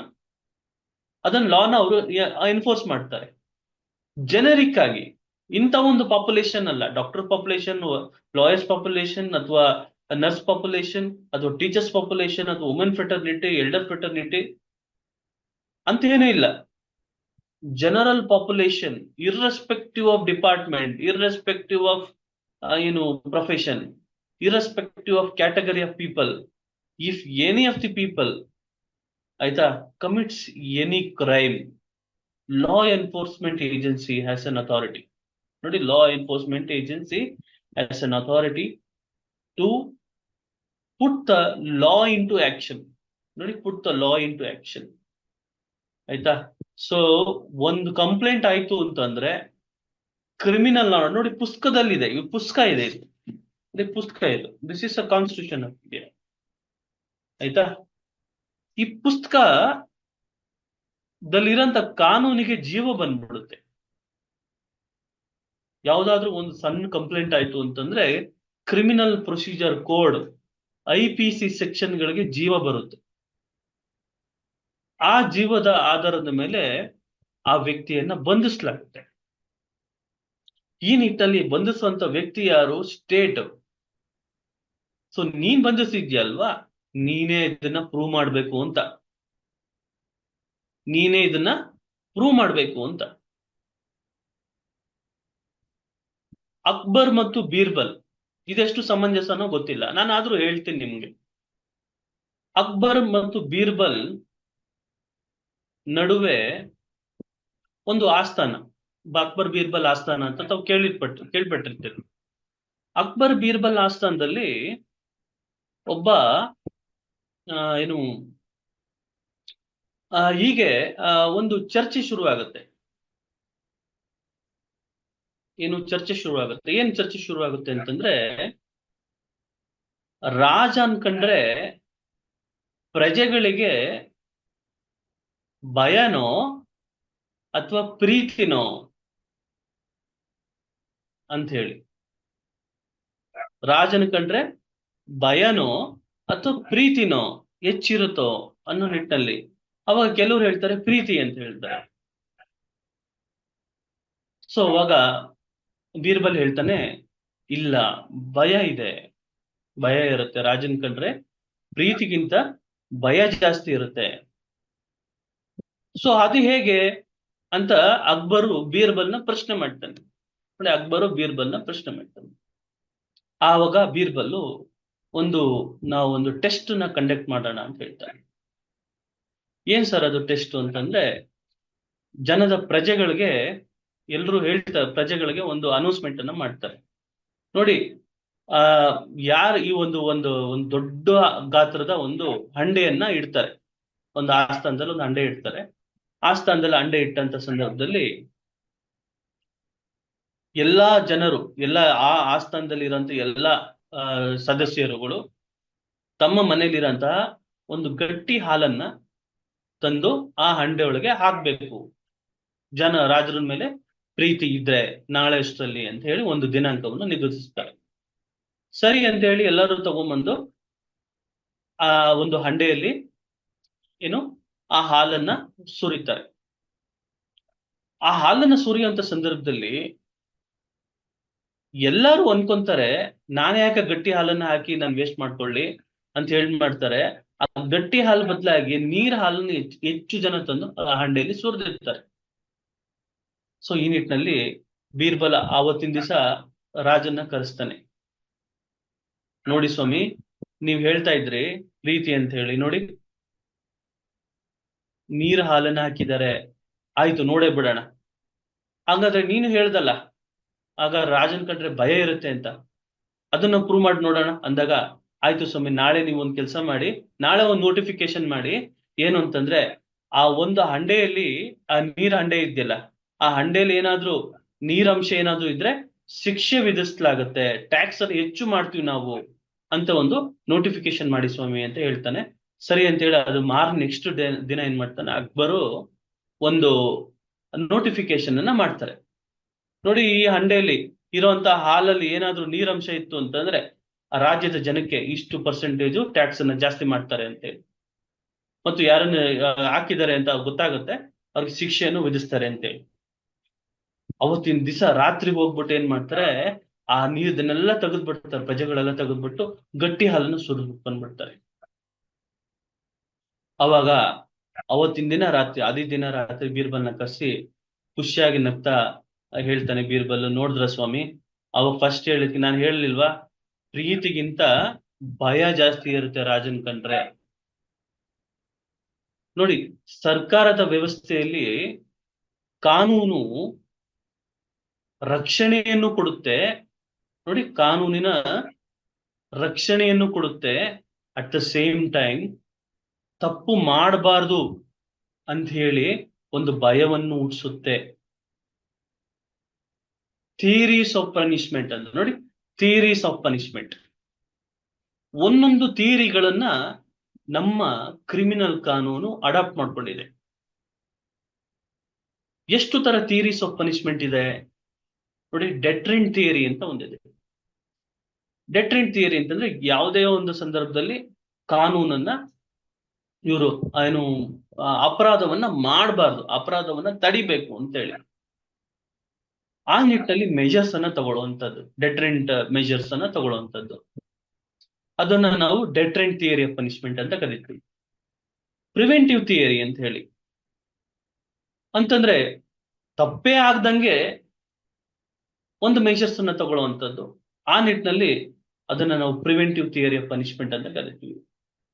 ಮೊನ್ನೆ DIG ಸಾಹೇಬ್ರು, ಗುರುಪ್ರಸಾದ್ ಸಾಹೇಬ್ರು ಹೇಳ್ತಾ ಇದ್ರು, ನೋಡ್ರಿ, ಕ್ರೈಮ್ಲೆಸ್ ಸೊಸೈಟಿ, ಕ್ರೈಮೇ ಆಗ್ಬಾರ್ದು ಒಂದು ಸಮಾಜದಲ್ಲಿ, ಅಪರಾಧನೇ ನಡಿಬಾರ್ದು, ಅಪರಾಧನೇ ಜರುಗಬಾರ್ದು ಅನ್ನೋ ಒಂದು ಸಮಾಜ ನಿರ್ಮಾಣ ಮಾಡಕ್ ಸಾಧ್ಯನಾ ಅಂತ ಪ್ರಶ್ನೆಯನ್ನ ಕೇಳಿದ್ರೆ ಸಾಧ್ಯನೇ ಇಲ್ಲ. ಕ್ರೈಮ್ಲೆಸ್ ಸೊಸೈಟಿ ಇಸ್ ಅ ಮಿತ್, ಸುಳ್ಳದು, ಮಿಥ್ಯ. ಏನು, ಅಪರಾಧ ಇಲ್ದಲೇ ಇರೋಂತಹ ಸಮಾಜ ಅನ್ನೋದು ಮಿಥ್ಯ. ಅಪರಾಧ ನಡೀತಾನೆ ಇರುತ್ತೆ, ಅಪರಾಧವನ್ನ ನಾವು ತಡೆಗಟ್ಟ ಪ್ರಯತ್ನ ಮಾಡ್ತಾನೆ ಇರ್ಬೇಕು, ಅದಕ್ಕೆ ಶಿಕ್ಷೆಯನ್ನ ಕೊಡ್ತಾನೆ ಇರ್ಬೇಕು ಅಂತ ಹೇಳಿ. ನೀವು ಅರಬ್ ಅಥವಾ ಸೌದಿ ಅರೇಬಿಯಾ, ಬಹರೈನ್ ಅಥವಾ ಗಲ್ಫ್ ಕಂಟ್ರೀಸ್ಗೆ ಹೋದಂತ ಸಂದರ್ಭದಲ್ಲಿ ಅವರು ಯಾವುದೇ ಒಬ್ಬ ವ್ಯಕ್ತಿಯನ್ನ ಅಪರಾಧ ಮಾಡಿದಂತ ಸಂದರ್ಭದಲ್ಲಿ ಅಥವಾ ರೇಪ್ ಮಾಡಿದಂತ ಸಂದರ್ಭದಲ್ಲಿ ಪಬ್ಲಿಕ್ ಅಲ್ಲಿ ಅವನ್ನ ಹ್ಯಾಂಗ್ ಮಾಡುವಂಥದ್ದು.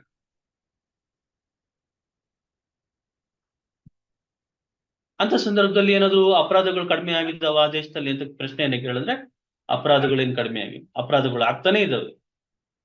ನಿರ್ಭಯ ಪ್ರಕರಣದಲ್ಲಿ ಏನು ಶಿಕ್ಷೆ ಆದಂತ ಸಂದರ್ಭದಲ್ಲಿ ಗಲ್ಲಿಗೆ ಆ ವ್ಯಕ್ತಿಯನ್ನ ಏರಿಸಲಾಗುತ್ತೆ ನಿರ್ಭಯ ಪ್ರಕರಣದಲ್ಲಿ. ಕೆಲವರು ನ್ಯಾಯ ಸಿಕ್ತು ನಮ್ಗೆ ಅಂತ ಅಂದ್ರು. ಕೆಲವರು ಈ ದೇಶದಲ್ಲಿ ಈ ರೀತಿಯಾದಂತ ಒಂದು ಹ್ಯಾಂಗ್ ಮಾಡುವಂತ ಸ್ಥಿತಿಯನ್ನ ಇಟ್ಕೊಂಡಿರೋಂಥ ದೇಶ ಸಮೃದ್ಧ ದೇಶ ಅಲ್ಲ.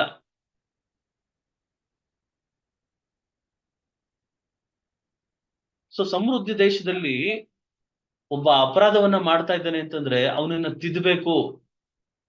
ನೋಡಿ, ಅವನ ತಿದ್ದಬೇಕು, ರಿಫಾರ್ಮ್ ಮಾಡ್ಬೇಕು, ರಿಫಾರ್ಮೇಶನ್ಗೆ ಅವಕಾಶ ಕೊಡ್ಬೇಕು, ಅವನಿಗೂ ತಿದ್ಕೊಳ್ಳೋ ಅವಕಾಶ ಮಾಡ್ಕೊಡ್ಬೇಕು. ಅದು ನಿಜವಾದಂತಹ ವೆಲ್ಫೇರ್ ಸ್ಟೇಟ್ ಅಂತ ಕೆಲವರು ವಾದ ಮಾಡಿದ್ರು. ಸೊ ಈ ಮುಂಚೆ ನಮ್ಗಿದ್ದಂತ ಒಂದು ಇಂಡಿಯನ್ ಪೀನಲ್ ಕೋಡ್ ಏನ್ ಎಕ್ಸ್ಪ್ಲೈನ್ ಮಾಡ್ತಾ ಇತ್ತು ಅಂತಂದ್ರೆ, ಇಂಥ ವ್ಯಕ್ತಿಗೆ ಈ ಒಂದು ಅಪರಾಧವನ್ನ ಮಾಡಿದ್ರೆ ಈ ಶಿಕ್ಷೆ ಅಂತ ಹೇಳ್ತಿತ್ತು. ನೀನು ಅಪರಾಧ ಮಾಡ್ಲೇಬೇಡ ಅಂತ ಯಾವ ಪುಸ್ತಕದಲ್ಲೂ, ಯಾವ ಕಾನೂನಿನ ಪುಸ್ತಕದಲ್ಲೂ ಇಲ್ಲ. ಇಂಥ ಅಪರಾಧ ನೀನ್ ಮಾಡಬಾರ್ದು ಅಂತ ಎಲ್ಲೂ ಇಲ್ಲ. ನೋಡ್ರಿ, ನೀವು ಈ ತರ ಮಾಡಿದ್ರೆ ಈ ತರ ಶಿಕ್ಷೆಯನ್ನ ಕೊಡ್ತೀವಿ. ಗ್ಯಾಮ್ಲಿಂಗ್ ಅನ್ನ ಮಾಡಿದ್ರೆ ಶಿಕ್ಷೆ, ಕರ್ನಾಟಕ ಪೊಲೀಸ್ ಆಕ್ಟ್ ಅಲ್ಲಿ ಗ್ಯಾಮ್ಲಿಂಗ್ ಹೌಸ್ ಅಂತ ಕರೀತಾರೆ.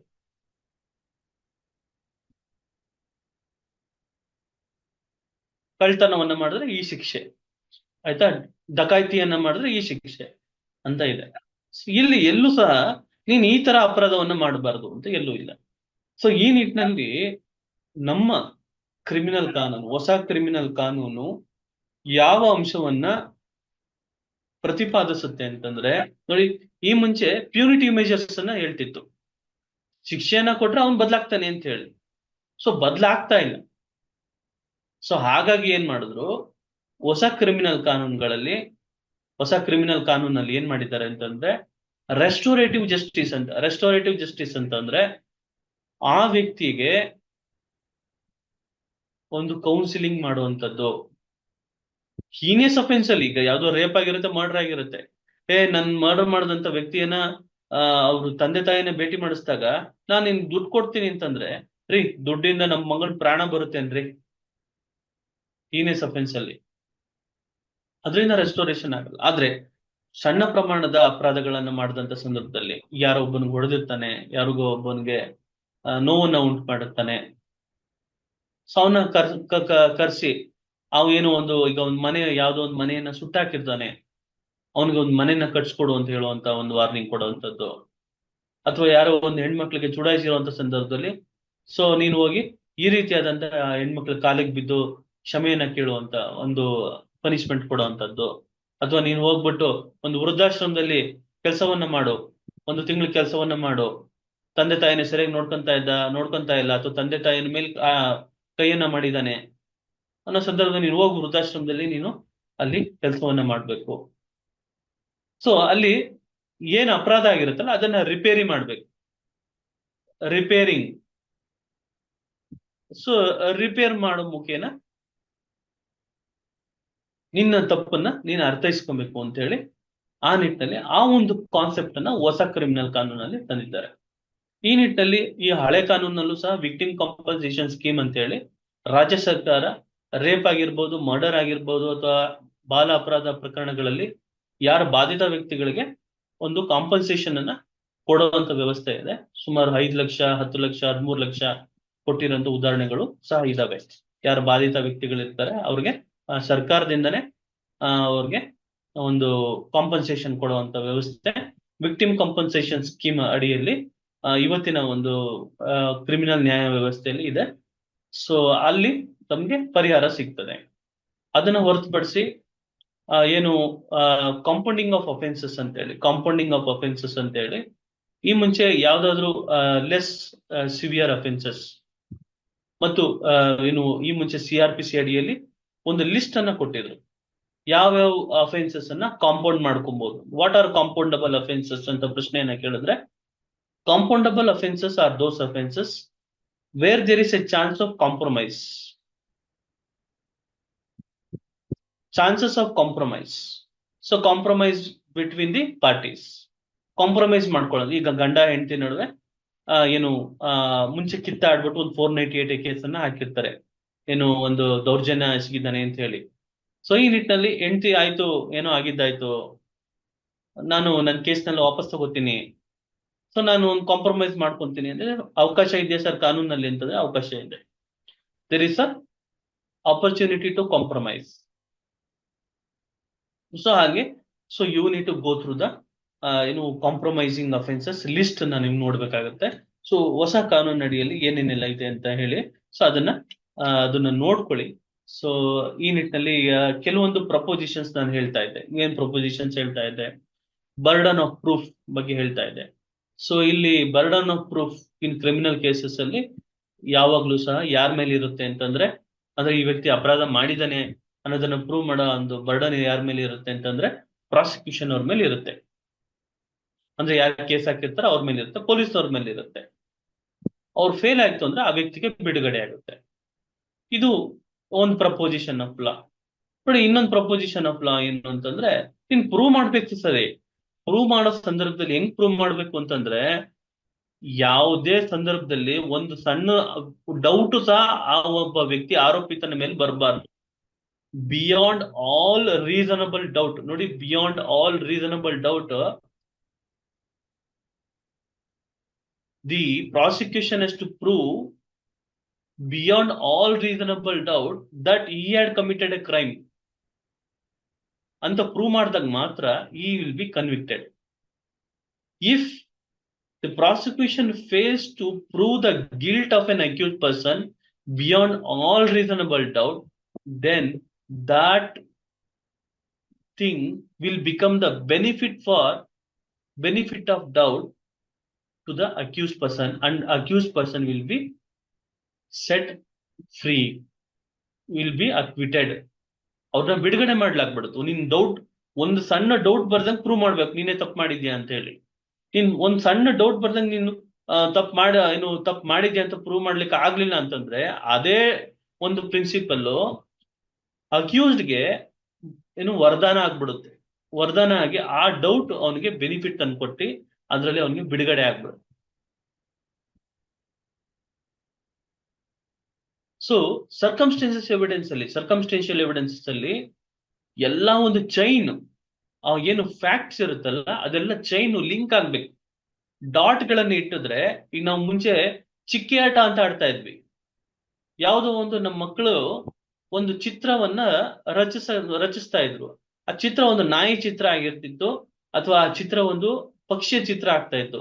ಅದರಲ್ಲಿ 1 2 3 4 ಅಂತ ಹೇಳಿ ಡಾಟ್ ಗಳನ್ನ ಹಾಕ್ತಿದ್ರು. ಆ ಡಾಟ್ ಗಳನ್ನೆಲ್ಲ ಸೇರಿಸ್ತಾ ಹೋದ್ರೆ ಒಂದು ಚಿತ್ರ ನಿರ್ಮಾಣ ಆಗ್ತಾ ಇತ್ತು. ಹಂಗೇನೆ ಸಾಂದರ್ಭಿಕ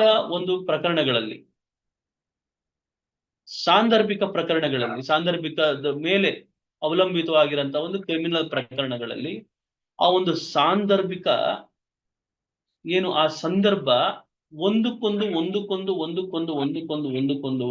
ಒಂದಕ್ಕೊಂದು ಆ ಡಾಟು ಕ್ಲಿಯರ್ ಆಗ್ಬೇಕು. ಆ ಡಾಟು ಕವರ್ ಆಗ್ಬೇಕದು. ಆ chain of facts and circumstances should be linked to one fact to the other. ಹುಡುಗಿ ಸ್ಕೂಲಿಂದ ಬರ್ತಾ ಇದ್ಲು, ಅವಳನ್ನ ಕಿಡ್ನಾಪ್ ಮಾಡಿದ್ರು, ಕರ್ಕೊಂಡೋದ್ರು, ಒಂದು ಬೆಟ್ಟದ ಹತ್ರ ಕರ್ಕೊಂಡೋದ್ರು, ಅಲ್ಲಿ ಆಕೆನ ಅತ್ಯಾಚಾರವನ್ನ ಮಾಡಿದ್ರು, ಸಾಯಿಸಿದ್ರು. ತದನಂತರ ಮತ್ತೆ ಅಲ್ಲೇ ಇರುವಂತ ಒಂದು ಪೆಟ್ರೋಲ್ ಬಂಕ್ ಬಂದ್ರು, ಪೆಟ್ರೋಲ್ ತಗೊಂಡ್ರು, ಆ ಪೆಟ್ರೋಲ್ ತಗೊಂಡೋಗಿ ಆಕೆಯನ್ನ ಸುಟ್ಟಾಕಿದ್ರು. ನೋಡಿ, ಸೊ ಆ ಪೆಟ್ರೋಲ್ ಬಂಕ್ ಏನಕ್ಕೆ ಬಂದ್ರು ಅಂತ ಪ್ರಶ್ನೆ ಬಂದ್ರೆ ಅವ್ರು ಸುಟ್ಟಾಕ್ಲಿಕ್ಕೆ. ಸುಟ್ಟಾಕಿದ್ದಾರೆ, ಪ್ರೂಫ್ ಬಂತು. ಕಿಡ್ನಾಪ್ ಮಾಡ್ತಾ ಇದಾರ, ಕಿಡ್ನಾಪ್ ಮಾಡಿದ್ದಾರೆ, ಸಿಸಿಟಿವಿ ಫುಟೇಜ್ ಇದೆ. ಪೆಟ್ರೋಲ್ ಬಂಕ್ ಅಲ್ಲಿ ಇದಾರೆ ಅವರು, ಪೆಟ್ರೋಲ್ ಬಂಕ್ ಅಲ್ಲಿ ಸಿಮೆಂಟ್ ಕ್ಯಾನ್ ಅದೇನು ಆ ಒಂದು ಕ್ಯಾನ್ ಅನ್ನು ಇಟ್ಕೊಂಡು ಪೆಟ್ರೋಲ್ ತುಂಬಿಸ್ಕೊಂತ ಇರೋದು ಸಿಸಿಟಿವಿ ಫುಟೇಜ್ ಅಲ್ಲಿ ರೆಕಾರ್ಡ್ ಆಗಿದೆ. ನೋಡಿ, chain of circumstances, chain of facts clear ಆಗ್ತಾ ಇದ್ದಾರೆ. ಸೊ ಅದು ಇಂಪಾರ್ಟೆಂಟ್ ಆಗುತ್ತೆ. ಸೊ ಇಲ್ಲಿ ಸಿವಿಲ್ ಕೇಸ್ಗಳಲ್ಲಿ ಪ್ರೂಫ್ ಆಫ್ ಪ್ರಾಬಬಿಲಿಟೀಸ್ ಅಂತ ಹೇಳಿ ಎಲ್ಲಾ ಆಸ್ತಿ ಪತ್ರಗಳು ಇರ್ಬೋದು, ಎಲ್ಲಾ ಪತ್ರಗಳು ಯಾರ ಹೆಸರು ತೋರಿಸ್ತಾ ಇದೆ ಅನ್ನೋ ನಿಟ್ಟಿನಲ್ಲಿ ಕೇಸ್ಗಳು ಸಿವಿಲ್ ಕೇಸ್ಗಳಲ್ಲಿ ಪತ್ರದ ಆಧಾರದ ಮೇಲೆ ಅವಲಂಬಿತ ಆಗುತ್ತೆ. ಕ್ರಿಮಿನಲ್ ಕೇಸ್ಗಳಲ್ಲಿ ಸಾಕ್ಷಿಗಳ ಆಧಾರದ ಮೇಲೆ ಕೇಸ್ ಇತ್ಯರ್ಥ ಆಗುತ್ತೆ. ಕ್ರಿಮಿನಲ್ ಕೇಸ್ಗಳಲ್ಲಿ ಸಾಕ್ಷಿಗಳ ಮೇಲೆ ನಿಂತಿರುತ್ತೆ, ಸಿವಿಲ್ ಕೇಸ್ಗಳಲ್ಲಿ ದಾಖಲೆಗಳ ಮೇಲೆ ನಿಂತಿರುತ್ತೆ. ಸೊ ಅದನ್ನ ನಾವು ಜನರಲ್ ಆಗಿ ಅರ್ಥ ಮಾಡ್ಕೊಬಹುದು. ಸೊ ನೋಡಿ, ಈ ನಿಟ್ಟಿನಲ್ಲಿ ಇದು ಒಂದು ಪ್ರಪೋಸಿಷನ್ ಆಗಿರ್ತದೆ ಕಾನೂನಿನಲ್ಲಿ. ಮತ್ತೆ ಯಾವುದೇ ಒಬ್ಬ ವ್ಯಕ್ತಿಯನ್ನ 2 ಸತಿ ಒಬ್ಬ ವ್ಯಕ್ತಿಗೆ ಒಂದೇ ಅಫೆನ್ಸ್ ಮೇಲೆ 2 ಸತಿ ಪನಿಷ್ಮೆಂಟ್ ಮಾಡೋಕ್ಕಾಗಲ್ಲ, ಅಥವಾ ಅವನಿಗೆ ಶಿಕ್ಷೆಯನ್ನ ಕೊಡಕ್ಕಾಗಲ್ಲ, ಅಥವಾ ಇದನ್ನ ನಾವು ಡಬಲ್ ಜಿಯೋಪಾರ್ಡಿ ಅಂತ ನಾವು ಕರಿತೀವಿ. ಸೊ ಇದು ಒಂದು ಪ್ರಪೋಸಿಷನ್ ಆಗಿರುತ್ತೆ. ಸೊ ನೋಡಿ, 420 ಅಫೆನ್ಸ್ ಅಲ್ಲಿ ಯಾವುದು 420 ಅಫೆನ್ಸ್ ಅಂತ ಪ್ರಶ್ನೆಯನ್ನ ಕೇಳಿದ್ರೆ, ನಿಮ್ಮ ಕಡೆಯಿಂದ ಇನ್ನೊಬ್ಬ ವ್ಯಕ್ತಿಗೆ ಒಂದು ಪ್ರಾಪರ್ಟಿ, ಆ ಪ್ರಾಪರ್ಟಿ ಯಾವ್ದಾದ್ರು ಆಗಿರ್ಬೋದು, ಹಣನಾಗಿದ್ರು ಆಗಿರ್ಬೋದು, ಅಥವಾ ಯಾವ್ದಾದ್ರು ಡಾಕ್ಯುಮೆಂಟ್ಸ್ ಆಗಿರ್ಬೋದು, ಚೆಕ್ ಆಗಿರ್ಬೋದು, ಇನ್ನೊಂದಾಗಿರ್ಬೋದು, ಅದು ಹಸ್ತಾಂತರ ಆಗಿರ್ಬೇಕು, ಅದು ಹೇಳುತ್ತೆ. ಸೊ ಅದು ಇರ್ಲೇಬೇಕಾ ಸರ್ ಅಂತಂದ್ರೆ, ಹೌದು, ಹಸ್ತಾಂತರ ಆಗಿರಲೇಬೇಕು, ಆವಾಗ ಮಾತ್ರ ಅದು ಕೇಸ್ ಸ್ಟ್ಯಾಂಡ್ ಆಗುತ್ತೆ. So this is the proposition of law. ಕಾನೂನಲ್ಲಿ ಇದು ಇರಬೇಕು ಅಂತೇಳಿ ನೋಡಿ. So this are the proposition of law. So ಇದ ನಂತರ ಸೆಕ್ಷನ್ 306 ಮತ್ತು ಸೆಕ್ಷನ್ 304B ನೋಡಿ. ಈ ಮುಂಚೆ ನಾನು ಹೇಳ್ತಾ ಇದ್ದೆ, ನೆಗ್ಲಿಜೆನ್ಸ್ ಅನ್ನೋ ಕಾನ್ಸೆಪ್ಟ್ ಹೇಳ್ತಾ ಇದ್ದೆ, ನೋ ಫಾಲ್ಟ್ ಥಿಯರಿ ಅಂತ ಹೇಳಿ. ನೋ ಫಾಲ್ಟ್ ಥಿಯರಿ ಅಂತಂದ್ರೆ, ನಾನು ಲೈನ್ ಮೆನ್ ಒಂದು ಉದಾಹರಣೆ ಕೊಟ್ಟಿದ್ದೆ ತಮ್ಗೆ. ಲೈನ್ ಮ್ಯಾನ್ ಅನ್ನ ಹತ್ತಿಸಿರ್ತಾರೆ, ಆ ವ್ಯಕ್ತಿಗೆ ಅವಘಡ ಆಗುತ್ತೆ. ಆ ಸಂದರ್ಭದಲ್ಲಿ ಕಾಂಟ್ರಾಕ್ಟರ್ ಮೇಲೆ ಕೇಸನ್ನ ಹೂಡಲಾಗುತ್ತೆ. ಯಾಕೆ ಸರ್ ಹೂಡಲಾಗುತ್ತೆ ಅಂತಂದ್ರೆ, that is vicarious liability. Vicarious liability is applied in criminal offenses also. Yes, it is applicable in criminal cases as well. ಒಬ್ಬ ನಟ ಥಿಯೇಟರ್ ಹತ್ರ ಹೋದಂತ ಸಂದರ್ಭದಲ್ಲಿ ಒಂದು ಸ್ಟ್ಯಾಂಪೇಡ್ ಆಗುತ್ತೆ, ನುಗ್ಲಾಟ ಆಗಿ ಒಂದು ಮಹಿಳೆ ಸತ್ತೋಗ್ಬಿಡ್ತಾಳೆ. ಅಂತ ಸಂದರ್ಭದಲ್ಲಿ ಅದು ಅಪರಾಧ ಆಗುತ್ತಾ ಅಂತಂದ್ರೆ, ಸೊ ಅದು ಏನಾಗುತ್ತೆ ಅಂತಂದ್ರೆ ಇಟ್ ಡಿಪೆಂಡ್ಸ್ ಆಗುತ್ತೆ ಯಾವ ಸಂದರ್ಭದಲ್ಲಿ ಅಂತ ಹೇಳಿ. ಸೊ ಇಲ್ಲಿ ನಾವು ಎಲ್ಲಾ ಸಂದರ್ಭದಲ್ಲೂ ಒಂದು ಪ್ರಿನ್ಸಿಪಲ್ ಅನ್ನ ಅಪ್ಲೈ ಮಾಡಕ್ಕಾಗಲ್ಲ. ನೋಡಿ, ಇಲ್ಲಿ ಎಲೆಕ್ಟ್ರಿಕ್ ಕಾಂಟ್ರಾಕ್ಟರ್ ವಿಚಾರದಲ್ಲಿ ವೈಕೇರಿಯಸ್ ಲಯಬಿಲಿಟಿ ಅಂತ ಹೇಳಿ, ಅಂದ್ರೆ master is held liable, master is held liable. So in case if there is any negligent conduct, if there is any negligent act happens ಅಂತ ಹೇಳಿ. ಸೊ ಈಗ ಅದು ಹೆಂಗೆ ಸರ್ ಅಂತಂದ್ರೆ, he is held liable, ಕಾನೂನು ಹೇಳುತ್ತೆ, law says that master is held liable. ನೋಡಿ, absolute liability ಅಂತ ನಾವು ಕರ್ತೀವಿ, ಅಬ್ಸಲ್ಯೂಟ್ ಲಯಬಿಲಿಟಿ ಅಥವಾ ಸ್ಟ್ರಿಕ್ಟ್ ಲಯಬಿಲಿಟಿ ಅಂತ ಹೇಳಿ. ಅಂದ್ರೆ ನೀನ್ ಏನಾದ್ರೂ ಒಂದು ವ್ಯವಹಾರ ಮಾಡ್ತಾ ಇರ್ಬೇಕಾದ್ರೆ ತುಂಬಾ ಜಾಗರೂಕತೆಯಿಂದ ಮಾಡ್ಬೇಕು ಅದನ್ನ. ನೋಡಿ, ನೀನು ಒಂದು ಗ್ಯಾಸ್ ಏಜೆನ್ಸಿಯನ್ನ ಇಡ್ತೀಯ, ಗ್ಯಾಸ್ ಏಜೆನ್ಸಿಯನ್ನ ಹಿಡಿದಂತ ಸಂದರ್ಭದಲ್ಲಿ ಲೀಕೇಜ್ ಆಗದಂಗೆ ನೀನ್ ನೋಡ್ಕೋಬೇಕು. ನೀನು ಓನರ್ ಆಗಿರ್ತೀಯ, ನೀನ್ ಅಲ್ಲಿ ಕೆಲಸ ಮಾಡೋರು ಅಲ್ಲಿ ಇರ್ತಾರೆ, ಆಯ್ತಾ. ಸೊ ನೀನು ಬಾಂಬೆಲಿ ಇರ್ತೀಯ, ಏಜೆನ್ಸಿ ಇರುವಂತದ್ದು ಬ್ಯಾಂಗ್ಳೂರ್ನಲ್ಲಿ ಇರುತ್ತೆ. ಅಂತ ಸಂದರ್ಭದಲ್ಲಿ ಬ್ಯಾಂಗ್ಳೂರ್ನಲ್ಲಿ ನೀನ್ ಕೆಲಸ ಮಾಡ್ತಾ ಇರೋಂಥ ವರ್ಕರ್ಸ್ಗಳು ಏನಾದ್ರು ಅಜಾಗರೂಕತೆಯಿಂದ ಗ್ಯಾಸ್ ಲೀಕೇಜ್ ಆಗೋಯ್ತು, ಆ ಗ್ಯಾಸ್ ಲೀಕೇಜ್ ಆಗಿತ್ತು, ಅಲ್ಲಿ ಇರುವಂತ ಸರೌಂಡಿಂಗ್ 5 ಕಿಲೋಮೀಟರ್ಸ್ ಇರೋಂಥದಕ್ಕೆ ಸ್ಪ್ರೆಡ್ ಆಯ್ತು, ಗಾಳಿ ಸ್ಪ್ರೆಡ್ ಆಯ್ತು, ಅದರಿಂದ 100 ಜನ ಸತ್ತೋಗ್ಬಿಟ್ರೆ ಅವಾಗ ಯಾರು ಓನರ್ ಇರ್ತಾನೆ ಅವನ ಮೇಲೆ ಕೇಸ್ ಆಗುತ್ತೆ. ಹೆಂಗೆ ಸರ್ ಅಂತಂದ್ರೆ, ಯಾಕೆ ಸರ್ ಅಂತಂದ್ರೆ, that is absolute liability principle. YouTube ನಲ್ಲಿ ಯಾವ್ದಾದ್ರು ಒಂದು ತುಂಬಾ ಪ್ರಚೋದನಕಾರಿಯಾದಂತ ಒಂದು ವಿಡಿಯೋವನ್ನ ಅಪ್ಲೋಡ್ ಮಾಡ್ಬಿಟ್ರೆ ಅದರಿಂದ ಸಮುದಾಯಗಳ ನಡುವೆ ಜಗಳ ಉಂಟಾದಂತ ಸಂದರ್ಭದಲ್ಲಿ ಯೂಟ್ಯೂಬ್ ಅನ್ನ ಒಂದು ಅಥಾರಿಟಿಗೆ, ಏನು ಒಂದು ಆ ಪ್ಲಾಟ್ಫಾರ್ಮಿನ ಯಾರು ಓನರ್ ಇರ್ತಾರೆ, ಕಂಟ್ರೋಲ್ ಮಾಡ್ತಾ ಇರ್ತಾರೆ, ಅವ್ರಿಗೆ ಒಂದು ಲಯಬಿಲಿಟಿ ಇರುತ್ತೆ, ಅವ್ರಿಗೊಂದು ಜವಾಬ್ದಾರಿ ಇರುತ್ತೆ. ಅದನ್ನ ಇಮಿಡಿಯೇಟ್ ಆಗಿ ಅದನ್ನ ಡಿಲೀಟ್ ಮಾಡುವಂತದ್ದು ಇರ್ತದೆ. ಅವನು ಡಿಲೀಟ್ ಮಾಡ್ಲಿಲ್ಲ, ಸರ್ಕಾರಕ್ಕೆ ಅದ್ರ ಗಮನ ಗೊತ್ತಾಯ್ತು, ಸರ್ಕಾರದವ್ರು ಒಂದು ಮೆಸೇಜ್ ಹಾಕಿದ್ರು, ಅವ್ರಿಗೆ ನೋಟಿಫೈ ಮಾಡಿದ್ರು, ಅವ್ರಿಗೆ ಒಂದು ನೋಟಿಸ್ ಅನ್ನ ಕೊಟ್ರು. ಆ ನೋಟಿಸ್ ಅನ್ನ ಕೊಟ್ಟು ಅವನು ಅದನ್ನ ಡಿಲೀಟ್ ಮಾಡ್ಲಿಲ್ಲ, ಗಲಭೆ ಆಯ್ತು, ಸಮುದಾಯದ ನಡುವೆ ಗಲಭೆ ಆಯ್ತು, ಧರ್ಮಗಳ ನಡುವೆ ಕಿಚ್ಚೆದಳ್ತು. ಅಂತ ಸಂದರ್ಭದಲ್ಲಿ ಅವಾಗ ಆ ಪ್ಲಾಟ್ಫಾರ್ಮ್ ಏನಿದೆಯಲ್ಲ ಅದು ಲಯಬಲ್ ಆಗ್ಬಿಡುತ್ತೆ, ಆ ಓನರ್ಸ್ ಲಯಬಲ್ ಆಗ್ತಾರೆ. ಇದನ್ನ ನಾವೇನಂತ ಕರಿತೀವಿ, ಇಂಟರ್ಮೀಡಿಯರಿ ಲಯಬಿಲಿಟಿ ಅಂತ ನಾವು ಕರಿತೀವಿ. ಇಂಟರ್ಮೀಡಿಯರಿ ಲಯಬಿಲಿಟಿ ಇದು ನಮ್ಮ IT ಆಕ್ಟ್ ಅಲ್ಲಿ ಇದೆ. ಇಂಟರ್ಮೀಡಿಯರಿ ಲಯಬಿಲಿಟಿ ಅಂತಿದೆ, ಅಬ್ಸಲ್ಯೂಟ್ ಲಯಬಿಲಿಟಿ ಅಂತ ಇದೆ. ನೋಡಿ, ಟ್ರೈನ್ ಬರ್ತಾ ಇರುತ್ತೆ, ಗೇಟ್ ಇರೋದಿಲ್ಲ, ಆಯ್ತಾ, ಗೇಟ್ ಹಾಕಿರಲ್ಲ. ಕೆಲವೊಂದು ಟ್ರೈನ್ ಏನು ಓಡಾಡೋಂಥ ಸಂದರ್ಭದಲ್ಲಿ ಗೇಟ್ಗಳು ಇರೋದಿಲ್ಲ, ಗೇಟ್ ರಹಿತ ಒಂದು ಇದಿರುತ್ತೆ, ಟ್ರ್ಯಾಕ್ಸ್ ಇರ್ತದೆ. ಅಂತ ಸಂದರ್ಭದಲ್ಲಿ ಆ ವ್ಯಕ್ತಿ ಏನು ಟ್ರೈನ್ ಬರ್ತಾ ಇರ್ತದೆ, ಅವನು ಮಧ್ಯದಲ್ಲಿ ಹೋಗಿ ಸಿಗಾಕೊಂಡ್ಬಿಡ್ತಾನೆ ಅಂತ ಇಟ್ಕೊಳ್ಳೋಣ, ಆಕ್ಸಿಡೆಂಟ್ ಆಗೋಯ್ತು, ಟ್ರೈನ್ ಆಕ್ಸಿಡೆಂಟ್ ಆಗಿ ಸತ್ತು ಹೋಗ್ಬಿಟ್ಟ. ಅಂತ ಸಂದರ್ಭದಲ್ಲಿ ಕಾಂಪನ್ಸೇಷನ್ ಕೊಡ್ಬೇಕಾ ಸರ್ ಅಂತ ಪ್ರಶ್ನೆಯನ್ನ ಕೇಳಿದ್ರೆ, ಅಂತ ಸಂದರ್ಭದಲ್ಲಿ ಕಾಂಪನ್ಸೇಷನ್ ಕೊಡಕ್ ಬರಲ್ಲ. ಟ್ರೈನ್ ಗೇಟ್ ಹಾಕಿರುತ್ತೆ, ಆ ಗೇಟ್ ಹಾಕಿದ್ರು ಸಹ ಮಧ್ಯದಲ್ಲಿ ನುಗ್ಗಿ ಹೋಯ್ತಾ ಇರ್ತಾರೆ. ಅಂತ ಸಂದರ್ಭದಲ್ಲಿ ಆಕ್ಸಿಡೆಂಟ್ ಆಯ್ತು, ಸತ್ತೋಗ್ಬಿಟ್ಟ. ಅಂತ ಸಂದರ್ಭದಲ್ಲಿ ಕಾಂಪನ್ಸೇಷನ್ ಕೊಡಕ್ ಬರ್ತದೆ ಸರ್ ಅಂದ್ರೆ ಕೊಡಕ್ ಬರಲ್ಲ. ಯಾಕೆ ಸರ್ ಅಂತಂದ್ರೆ, ಕಾಂಟ್ರಿಬ್ಯೂಟರಿ ನೆಗ್ಲಿಜೆನ್ಸ್ ಅಂತ ಇದೆ, ಅಂದ್ರೆ ಅವನು ಕಾಂಟ್ರಿಬ್ಯೂಟ್ ಮಾಡತಾನ ನೆಗ್ಲಿಜೆನ್ಸ್ಗೆ. ಸೊ ನೆಗ್ಲಿಜೆನ್ಸ್ ಪರ್ ಸೆ is an offence. What sort of offence? It is a civil wrong ಅಂತ ನಾವು ಕರಿತೀವಿ. ಪಬ್ಲಿಕ್ ಕ್ರೈಮ್ ಅಲ್ಲಿ 2 ತರ, ಒಂದು ಕ್ರೈಮ್, ಇನ್ನೊಂದು ಸಿವಿಲ್ ರಾಂಗ್ ಅಂತ ಹೇಳಿ. Civil wrong is also offence where damages can be sought ಅಂತ, ಡ್ಯಾಮೇಜಸ್ ಅನ್ನ ಕೇಳುವಂತದ್ದು, ಅಂದ್ರೆ ಕಾಂಪನ್ಸೇಷನ್ ಅನ್ನ ಕೇಳ್ಬೋದು. ಅದರ ಒಂದು ಸಂದರ್ಭದಲ್ಲಿ ಡ್ಯಾಮೇಜಸ್ ಅನ್ನ ಕೇಳ್ಬೋದು. ಸೊ ಇಷ್ಟು ನಾವು ಪ್ರಪೋಸಿಷನ್ಸ್ ಅನ್ನ ನಾವು ಮೇಲ್ನೋಟದಲ್ಲಿ ಒಂದು ಸಾಮಾನ್ಯ ಭಾಷೆಯಲ್ಲಿ ನಾವು ಅರ್ಥೈಸ್ಕೊಂಡಿದ್ವಿ ಅಂತ ನಾನು ಭಾವಿಸ್ತೇನೆ. ಇದನ್ನ ಹೊರತುಪಡಿಸಿ ಬೇರೆ ಏನಾದ್ರು ತಮ್ಗೆ ಪ್ರಶ್ನೆಗಳು ಏನಾದ್ರು ಇದ್ರೆ ಕೇಳ್ಬೋದು. 1-2 ಪ್ರಶ್ನೆಗಳನ್ನ ಕೇಳೋಣ.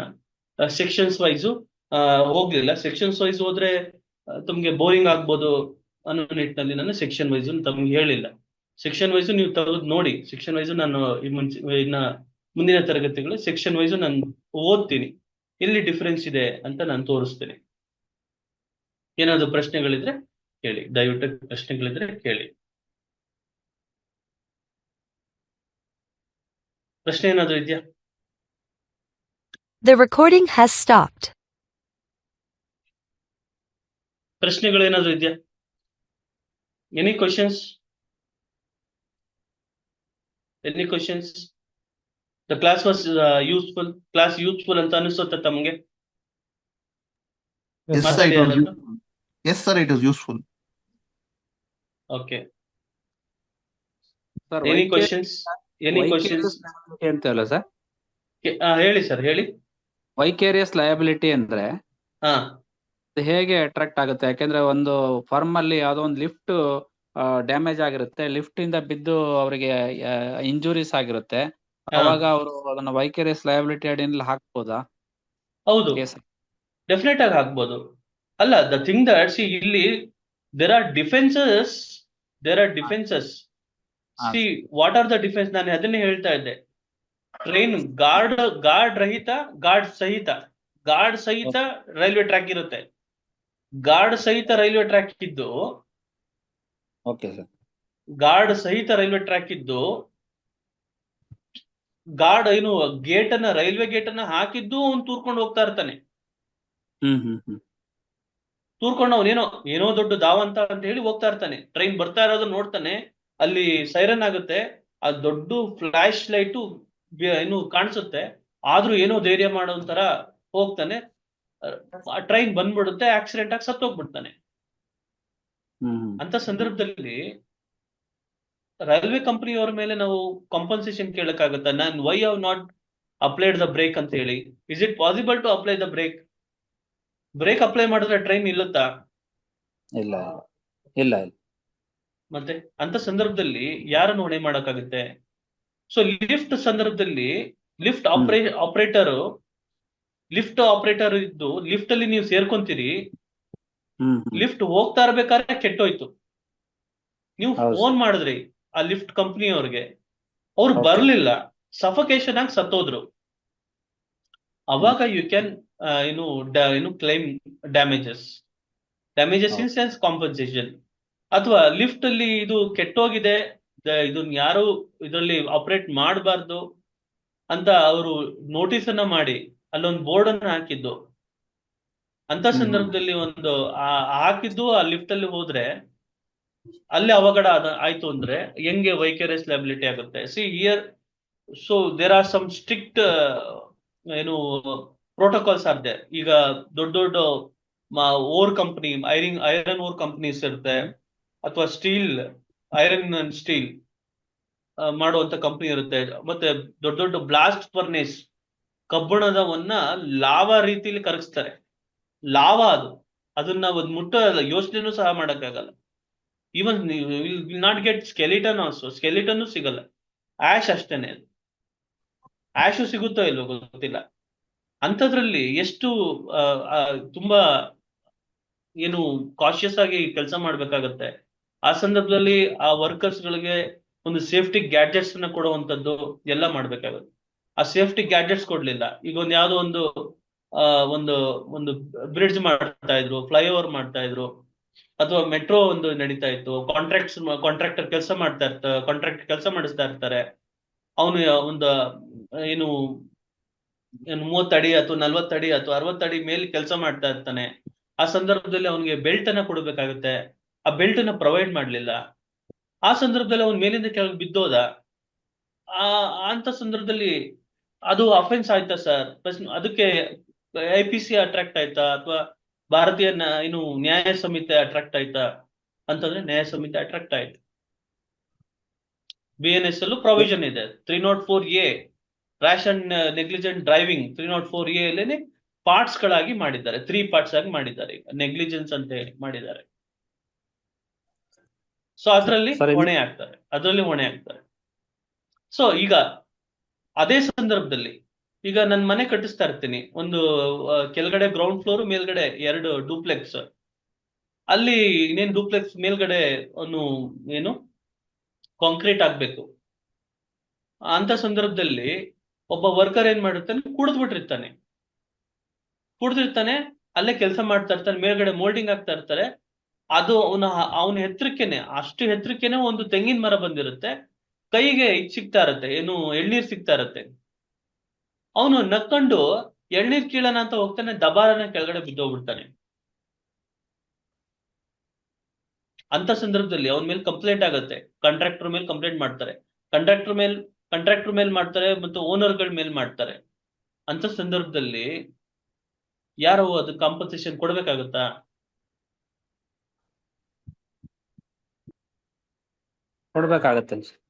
ಕೊಡ್ಬೇಕಾಗತ್ತಲ್ವಾ? ಬಟ್ ಪೋಸ್ಟ್ ಕೊಡಂಗಿಲ್ಲ. ಮಾರ್ಟಮ್ ರಿಪೋರ್ಟ್ ಅಲ್ಲಿ ಹೊಟ್ಟೆಯಲ್ಲಿ ಆಲ್ಕೋಹಾಲ್ ಕಂಟೆಂಟ್ ಇತ್ತು ಅಂತ ಬರುತ್ತೆ ಕೊಡಂಗಿಲ್ಲ. ನೋಡಿ. ಅಂತ ಸಂದರ್ಭದಲ್ಲಿ ಇಟ್ ಡಿಪೆಂಡ್ಸ್. ನೋಡಿ, ಕುಡ್ದು ಹೋಗಿರ್ತಾನ ನಾವು, ಇದು ಯಾರ ತಪ್ಪು?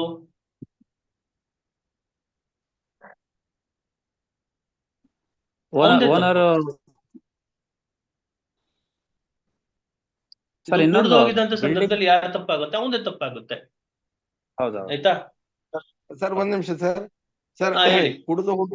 ಕುಡಿದು ಹೋಗಿದ್ರೆ ಹಾ ಆ ಕಾಂಟ್ರಾಕ್ಟರ್ ಕೆಲಸ ಮಾಡುವಾಗ ಅವನು ಫಿಸಿಕಲಿ ಕುಡಿದಿದ್ದಾನೋ ಇಲ್ಲೋ ಅಂತ ಇನ್ಶೂರ್ ಮಾಡ್ಕೊಂಡು ಅವ್ನಿಗೆ ಜಾಬ್ ಅಲಾಟ್ ಮಾಡ್ಬೇಕಾಗತ್ತೆ. ಅವನಿಗೆ ಆ ರೀತಿಗೆ ಕಂಡೀಷನ್ ಮಾಡೋದು ಅಲ್ಲಿ ಸೂಪರ್ವೈಸರ್ ಅಲ್ಲಿ ಕಾಂಟ್ರಾಕ್ಟರ್ ಜವಾಬ್ದಾರಿ ಆಗಿರುತ್ತಲ್ವಾ? ನೋಡಿ, ಇಲ್ಲಿ ಟೆಸ್ಟ್ ಆಫ್ ರೀಸನಬಲ್ನೆಸ್ ಅಂತ ಒಂದಿದೆ. ಟೆಸ್ಟ್ ಆಫ್ ರೀಸನಬಿಲಿಟಿ ಅಂತ ಒಂದು ಟೆಸ್ಟ್ ಇದೆ ನೋಡಿ. This is also a legal proposition. Test of reasonability ಅಂತಂದ್ರೆ ಏನು? ಡಾಕ್ಟರು ಪೇಷಂಟ್ ಅನ್ನ ಟ್ರೀಟ್ ಮಾಡೋ ಸಂದರ್ಭದಲ್ಲಿ ಯಾವುದೇ ಒಬ್ಬ ಡಾಕ್ಟರ್ ಒಂದು ಪ್ರೋಟೋಕಾಲ್ ಅನ್ನ ಫಾಲೋ ಮಾಡಬೇಕು ಅಂತ ಇರುತ್ತೆ. ಅಂದ್ರೆ ಮೊದಲು BP ಚೆಕ್ ಮಾಡಬೇಕು, ಮತ್ತು ಅವನ ಏನು ಬೇರೆ ಏನಾದ್ರು ಹೆಲ್ತ್ ಕಂಡೀಷನ್ಸ್ ಇದೆಯಾ, ಪ್ರೀವಿಯಸ್ ಹಿಸ್ಟ್ರಿಯನ್ನ ಚೆಕ್ ಮಾಡಬೇಕು, ಒಂದು ಲೆಗ್ ಆಂಪ್ಯುಟೇಷನ್ ಮಾಡಬೇಕು ಅಥವಾ ಇನ್ನೊಂದೇನೋ ಒಂದು ಸರ್ಜರಿ ಮಾಡಬೇಕು ಅನ್ನೋ ನಿಟ್ಟಿನಲ್ಲಿ ಆ ಸಂದರ್ಭದಲ್ಲಿ ಆ ಪ್ರೋಟೋಕಾಲ್ ಅನ್ನ ಫಾಲೋ ಮಾಡಿರ್ತಾನೆ. ಪ್ರೋಟೋಕಾಲ್ ಅನ್ನ ಫಾಲೋ ಮಾಡಿದ್ದು ಸಹ ಆ ವ್ಯಕ್ತಿ ಸತ್ತೋಗ್ಬಿಟ್ಟ ಅಂತ ಇಟ್ಕೊಳ್ಳಿ. ಆ ಸಂದರ್ಭದಲ್ಲಿ ನಾವು ಡಾಕ್ಟರ್ನ ಲಯಬಲ್ ಮಾಡಕ್ಕಾಗುತ್ತಾ ಅಂತ ಪ್ರಶ್ನೆಯನ್ನ ಕೇಳಿದ್ರೆ, ಅವಾಗ ಆ ಸಂದರ್ಭದಲ್ಲಿ ಸುಪ್ರೀಂ ಕೋರ್ಟ್ನವರು ಸಾಕಷ್ಟು ಜಡ್ಜ್ಮೆಂಟ್ ಗಳಲ್ಲಿ ಹೇಳಿದ್ದಾರೆ, ಟೆಸ್ಟ್ ಆಫ್ ರೀಸನಬಲ್ನೆಸ್ ಅಂತ ಹೇಳ್ತಾರೆ.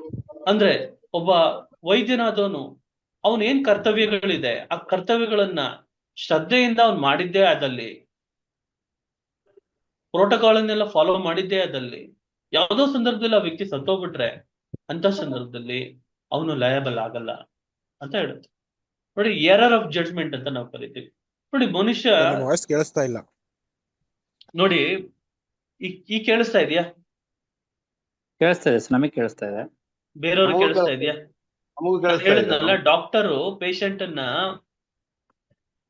ಏನು ಟ್ರೀಟ್ಮೆಂಟ್ ಕೊಡ್ತಾ ಇರೋ ಸಂದರ್ಭದಲ್ಲಿ ಒಂದು ಪ್ರೋಟೋಕಾಲ್ ಅಂತ ಇರುತ್ತೆ. ಪ್ರೋಟೋಕಾಲ್ ಇರುತ್ತೆ. ಏನು WHO ಅವರು ಒಂದು ಪ್ರೋಟೋಕಾಲ್ ಕೊಟ್ಟಿರ್ತಾರೆ. ಈಗ ಯಾವುದೋ ಒಂದು ಗಂಟಲ್ ಆಪರೇಷನ್ ಮಾಡಬೇಕು ಅಂತ ಇರುತ್ತೆ. ಗಂಟಲ್ ಆಪರೇಷನ್ ಮಾಡೋ ಸಂದರ್ಭದಲ್ಲಿ HIV ಟೆಸ್ಟ್ ಮಾಡಿಸ್ಲೇಬೇಕು ಅಂತ ಇರುತ್ತೆ. HIV ಟೆಸ್ಟ್ಗೆ ಅಂಡರ್ಗಾನ್ ಆಗ್ಬೇಕು ಅವನು. HIV ಮಾಡಕ ಅಂಡರ್ಗಾನ್ ಆಗ್ಲಿಲ್ಲ. ಏನೋ ಒಂದು ಏನು ಗಂಟ್ಲು ಆಪರೇಷನ್, ಗಂಟ್ಲಲ್ಲಿ ಏನೋ ಸಮಸ್ಯೆ ಇರುತ್ತೆ ಅಂತ ಅವರು HIV ಇದು ಮಾಡ್ಲಿಲ್ಲ. ಆಮೇಲೆ ಆಯ್ತು, ಇದರಲ್ಲಿ ಸಮಸ್ಯೆ ಇಲ್ಲ, ಏನು ನಿಮ್ಗೆ ಥ್ರೋಟ್ ಪ್ರಾಬ್ಲಮ್ ಇಲ್ಲ ಅಂತ ಹೇಳಿ ಇದ್ ಮಾಡಿದ್ರು. ತದನಂತರ ಅದೇ ಇನ್ಸ್ಟ್ರೂಮೆಂಟ್ಸ್ ಅನ್ನ ಇನ್ನೊಬ್ಬರ ಮೇಲೆ ಅಪ್ಲೈ ಮಾಡಿದಾಗ ಆ ವ್ಯಕ್ತಿಗೆ HIV ಬಂದ್ಬಿಡ್ತು.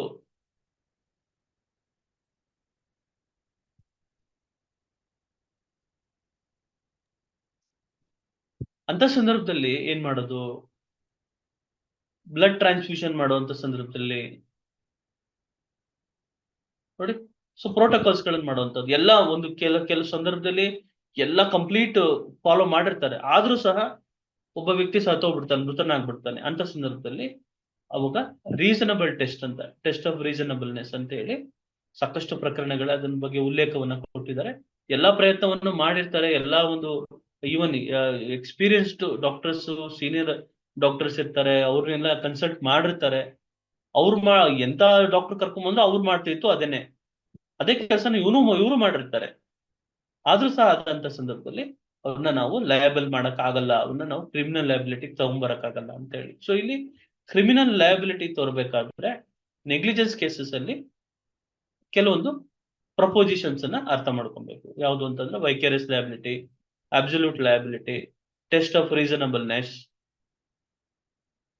ಸೊ ಅದೆಲ್ಲ ಒಂದು ಪ್ರಪೋಸಿಷನ್ಸ್ ಇರ್ತಾರೆ. ಆ ಪ್ರಪೋಸಿಷನ್ಸ್ ಅನ್ನ ಅರ್ಥ ಮಾಡ್ಕೊಂಡು ಹೋಗ್ಬೇಕು. ಸರ್ ಇನ್ನೊಂದು ಎರರ್ ಆಫ್ ಜಡ್ಜ್ಮೆಂಟ್ ಅಂತ ನೋಡಿ, ಎರರ್ ಆಫ್ ಜಡ್ಜ್ಮೆಂಟ್ ಅಂತ ಮನುಷ್ಯ ತಪ್ಪು ಮಾಡ್ತಾನೆ ಅಂತ. ಸೊ ಆ ಎರರ್ ಆಫ್ ಜಡ್ಜ್ಮೆಂಟ್ ಆಗ್ಬಿಡುತ್ತೆ ಒಂದೊಂದ್ಸಲಿ. ಇದನ್ನು ಈ ಮಾತ್ರ ಕೊಡ್ಬೇಕಾ ಆ ಮಾತ್ರ ಕೊಡ್ಬೇಕಾ ಅಂತ ಒಂದು ಎರರ್ ಆಗ್ಬಿಡುತ್ತೆ. ಆ ಸಂದರ್ಭದಲ್ಲಿ ಲಯಬಿಲಿಟಿ ಆಗುತ್ತಾ? And at the same time ಅವನು ಆಪರೇಷನ್ ಮಾಡಕ್ಕಿಂತ ಮುಂಚೆ ಒಂದು ಕನ್ಸೆಂಟ್ ಫಾರ್ಮ್ಗೆ ಸಿಗ್ನೇಚರ್ ಅನ್ನು ಹಾಕ್ಸ್ಕೊಂಡಿರ್ತಾರೆ. That will protects the liability. Consent form ಸಹಿ ಅನ್ನು ಹಾಕ್ಸ್ಕೊಂಡಿರ್ತಾರೆ. ಸರ್ಕಸ್ ನಲ್ಲಿ ಅಥವಾ ಜಾತ್ರೆಗಳಲ್ಲಿ ಅವ್ನ ಮೋಟರ್ ಸೈಕಲ್ ನಲ್ಲಿ ಏನು ಸ್ಪೀಡ್ ಆಗಿ ಆ ಒಂದು ಗ್ಲೋಬ್ ತರ ಇರ್ತಾ ಗ್ಲೋಬ್ ಒಳಗೆ ಸುತ್ತಾ ಇರ್ತಾನೆ. ನೀನ್ ಇಷ್ಟು ರೌಂಡ್ಸ್ ಮಾಡಿದ್ರೆ ಇಷ್ಟು ಶೋ ಅನ್ನ ಕೊಟ್ರೆ ನನ್ಗೆ ಇಷ್ಟು ಹಣವನ್ನ ಕೊಡ್ತೀನಿ ಅಂದಿರ್ತಾರೆ. ಒಂದು ವೆಜ್ಲಿಂಗ್ ಮಾಡ್ತಾ ಇರ್ತಾರೆ. ಆ ವೆಜ್ಲಿಂಗ್ ಮಾಡೋ ಸಂದರ್ಭದಲ್ಲಿ ಸಿಗ್ನೇಚರ್ ತಗೊಂಡಿರ್ತಾರೆ ಇಬ್ರ ಕಡೆಯಿಂದ. ಒಂದು ಯಾರೋ ಸತ್ತೋಗ್ಬಿಟ್ಟ, ಎದೆಗೊಡ್ಸ್ಬಿಟ್ಟ, ಅವಾಗ ಹಾರ್ಟ್ ಅಟ್ಯಾಕ್ ಆಗಿ ಸತ್ತೋಗ್ಬಿಟ್ಟ ಅಂತ ಸಂದರ್ಭದಲ್ಲಿ ನಡೆಸ್ತಾ ಇದ್ದವನ್ ಮೇಲೆ ಕೇಸ್ ಹಾಕ್ಬಾರ್ದು ಅಂತ ಹೇಳಿ. ಸೊ ಅದೆಲ್ಲ ಏನಾಗುತ್ತೆ, ಡಿಫೆನ್ಸ್ ಆಗುತ್ತೆ. ಇನ್ನೊಂದು ಸರ್, ಇದು ಒಂದು ಹಲೋ ಕೇಳಿಸ್ತಾ ಇದೆ, ಹೇಳಿ. ಸರ್, ಒಂದು ಬಿಲ್ಡಿಂಗ್ ಕಟ್ತಾ ಇರ್ತಾರೆ ಅವರು. ಸೆಕೆಂಡ್ ಫ್ಲೋರ್ ಅಷ್ಟೇ ಪರ್ಮಿಷನ್ ತಗೊಂಡಿರ್ತಾರೆ, ಬಟ್ 3-4 ಫ್ಲೋರ್ ಕಟ್ತಿರ್ತಾರೆ. ಪಕ್ಕದವರಿಗೆ ಈಜ್ಮೆಂಟ್ರಿ ರೈಟ್ಸಿಗೆ ತೊಂದರೆ ಆಗುತ್ತೆ. ಅವಾಗ ಅವರು ರಿಕ್ವೈರ್ಡ್ ಮ್ಯಾಂಡೇಟರಿ ಪರ್ಮಿಷನ್ಸ್ ಕೆಲವರು ತಗೊಂಡಿರಲ್ಲ. ಒಂದು ಹೋಟೆಲ್, ಬಾರ್ ಅಂಡ್ ರೆಸ್ಟೋರೆಂಟ್ ಇರುತ್ತೆ ಒಂದು ಏರಿಯಾದಲ್ಲಿ, ರೆಸಿಡೆನ್ಶಿಯಲ್ ಏರಿಯಾನಲ್ಲಿ. ಆಗಿದ್ದಾಗ ಏನ್ ಮಾಡ್ಬೋದು ಸರ್ ಅವ್ರು? ಯಾವ ರೀತಿ? ನೋಡ್ರಿ, ಇದು ಸಬ್ಜೆಕ್ಟ್ ಇಂದ ನೀವು ಹೊರಗಡೆ ಹೋಗಿದ್ದೀರಿ. ನಾವು ಅಲ್ಲ, criminal ಅದಕ್ಕೆ ಅದು laws context ಮೇಲೆ ಮಾತ್ರ ಬರುತ್ತೆ ಮಾತಾಡ್ತಾ ಅಲ್ಲ ಇರೋದು. ಇಲ್ಲಿ ಸರಿ sir, ಈಸ್ಮೆಂಟ್ರಿ ಹಾ. ರೈಟ್ಸ್ again ನೋಡಿ, see the thing that propositions, ಹಾ how sir. much you are suffering, at what extent you are suffering, what are your rights, what are his duty ನೋಡಿ. ಇಲ್ಲಿ ಇಷ್ಟೇನೆ. ಕಾಂಪನ್ಸೇಷನ್ ಕೇಸ್ಗಳಲ್ಲಿ whether the plaintiff has a duty, whether the duty is being breached, the damages is being suffered. ಮೂರೇ concept. whether the defendant has a duty towards the plaintiff, doctor has a duty towards the patient. ಆಯ್ತಾ? That duty is being breached. Because of that breach, damages is being suffered. ಮೂರ್ concept. Easement ಆಗಿರ್ಬೋದು ಅಥವಾ ಇನ್ನೊಂದಾಗಿರ್ಬೋದು. ಆಯ್ತಾ? ಈಸ್ಮೆಂಟ್ರಿ rights ಅಲ್ಲಿ ನಿಮ್ಗೆ ಅದು ಅವನ್ building ಅನ್ನ ಅವ್ನು ಕಟ್ಕೊಂತ ಇರ್ತಾನೆ. ಆಯ್ತಾ? ಸೊ ಅಲ್ಲಿ ನಿಮ್ಗೆ ಬಿಲ್ಡಿಂಗ್ ಪ್ಲಾನ್ ಅದೆಲ್ಲ ಕೊಟ್ಟಿರ್ತಾರೆ, ಅದೆಲ್ಲ ನೀವು ಡಿಸ್ಪ್ಯೂಟ್ ಮಾಡ್ಬೇಕಾಗತ್ತೆ. ಆಯ್ತಾ? ಸೊ ಅದ್ರಲ್ಲಿ ಏನು ಮಾಡಕ್ ಆಗಲ್ಲ. ಅಲ್ಲಿ 3 ಅಡಿ ಜಾಗ ಬಿಡ್ಬೇಕಾಗಿರುತ್ತೆ, ಬಿಟ್ಟಿರೋದಿಲ್ಲ. ಆಯ್ತಾ? ಕಟ್ಟೋಗು ಸುಮ್ಮನೆ ಬಿಟ್ಟಿರ್ತಾರೆ. ಆಮೇಲೆ ಅದು ಸಮಸ್ಯೆ ಆಗುತ್ತೆ, ಬೆಳಕ್ ಬರಲ್ಲ. ಇನ್ ಕೇಸ್ ನೋಡಿ, ಅದು ಸಿವಿಲ್ ಕೇಸ್ಗಳಲ್ಲಿ ಡಿಸ್ಪ್ಯೂಟ್, ಅದನ್ನ ನಾವು ಡಿಸ್ಕಸ್ ಮಾಡೋಣ ಫರ್ದರ್. ಆಯ್ತಾ? ಸೊ ಸಬ್ಜೆಕ್ಟ್, ಇವತ್ತಿನ subject legal prepositions in criminal ಲಾ.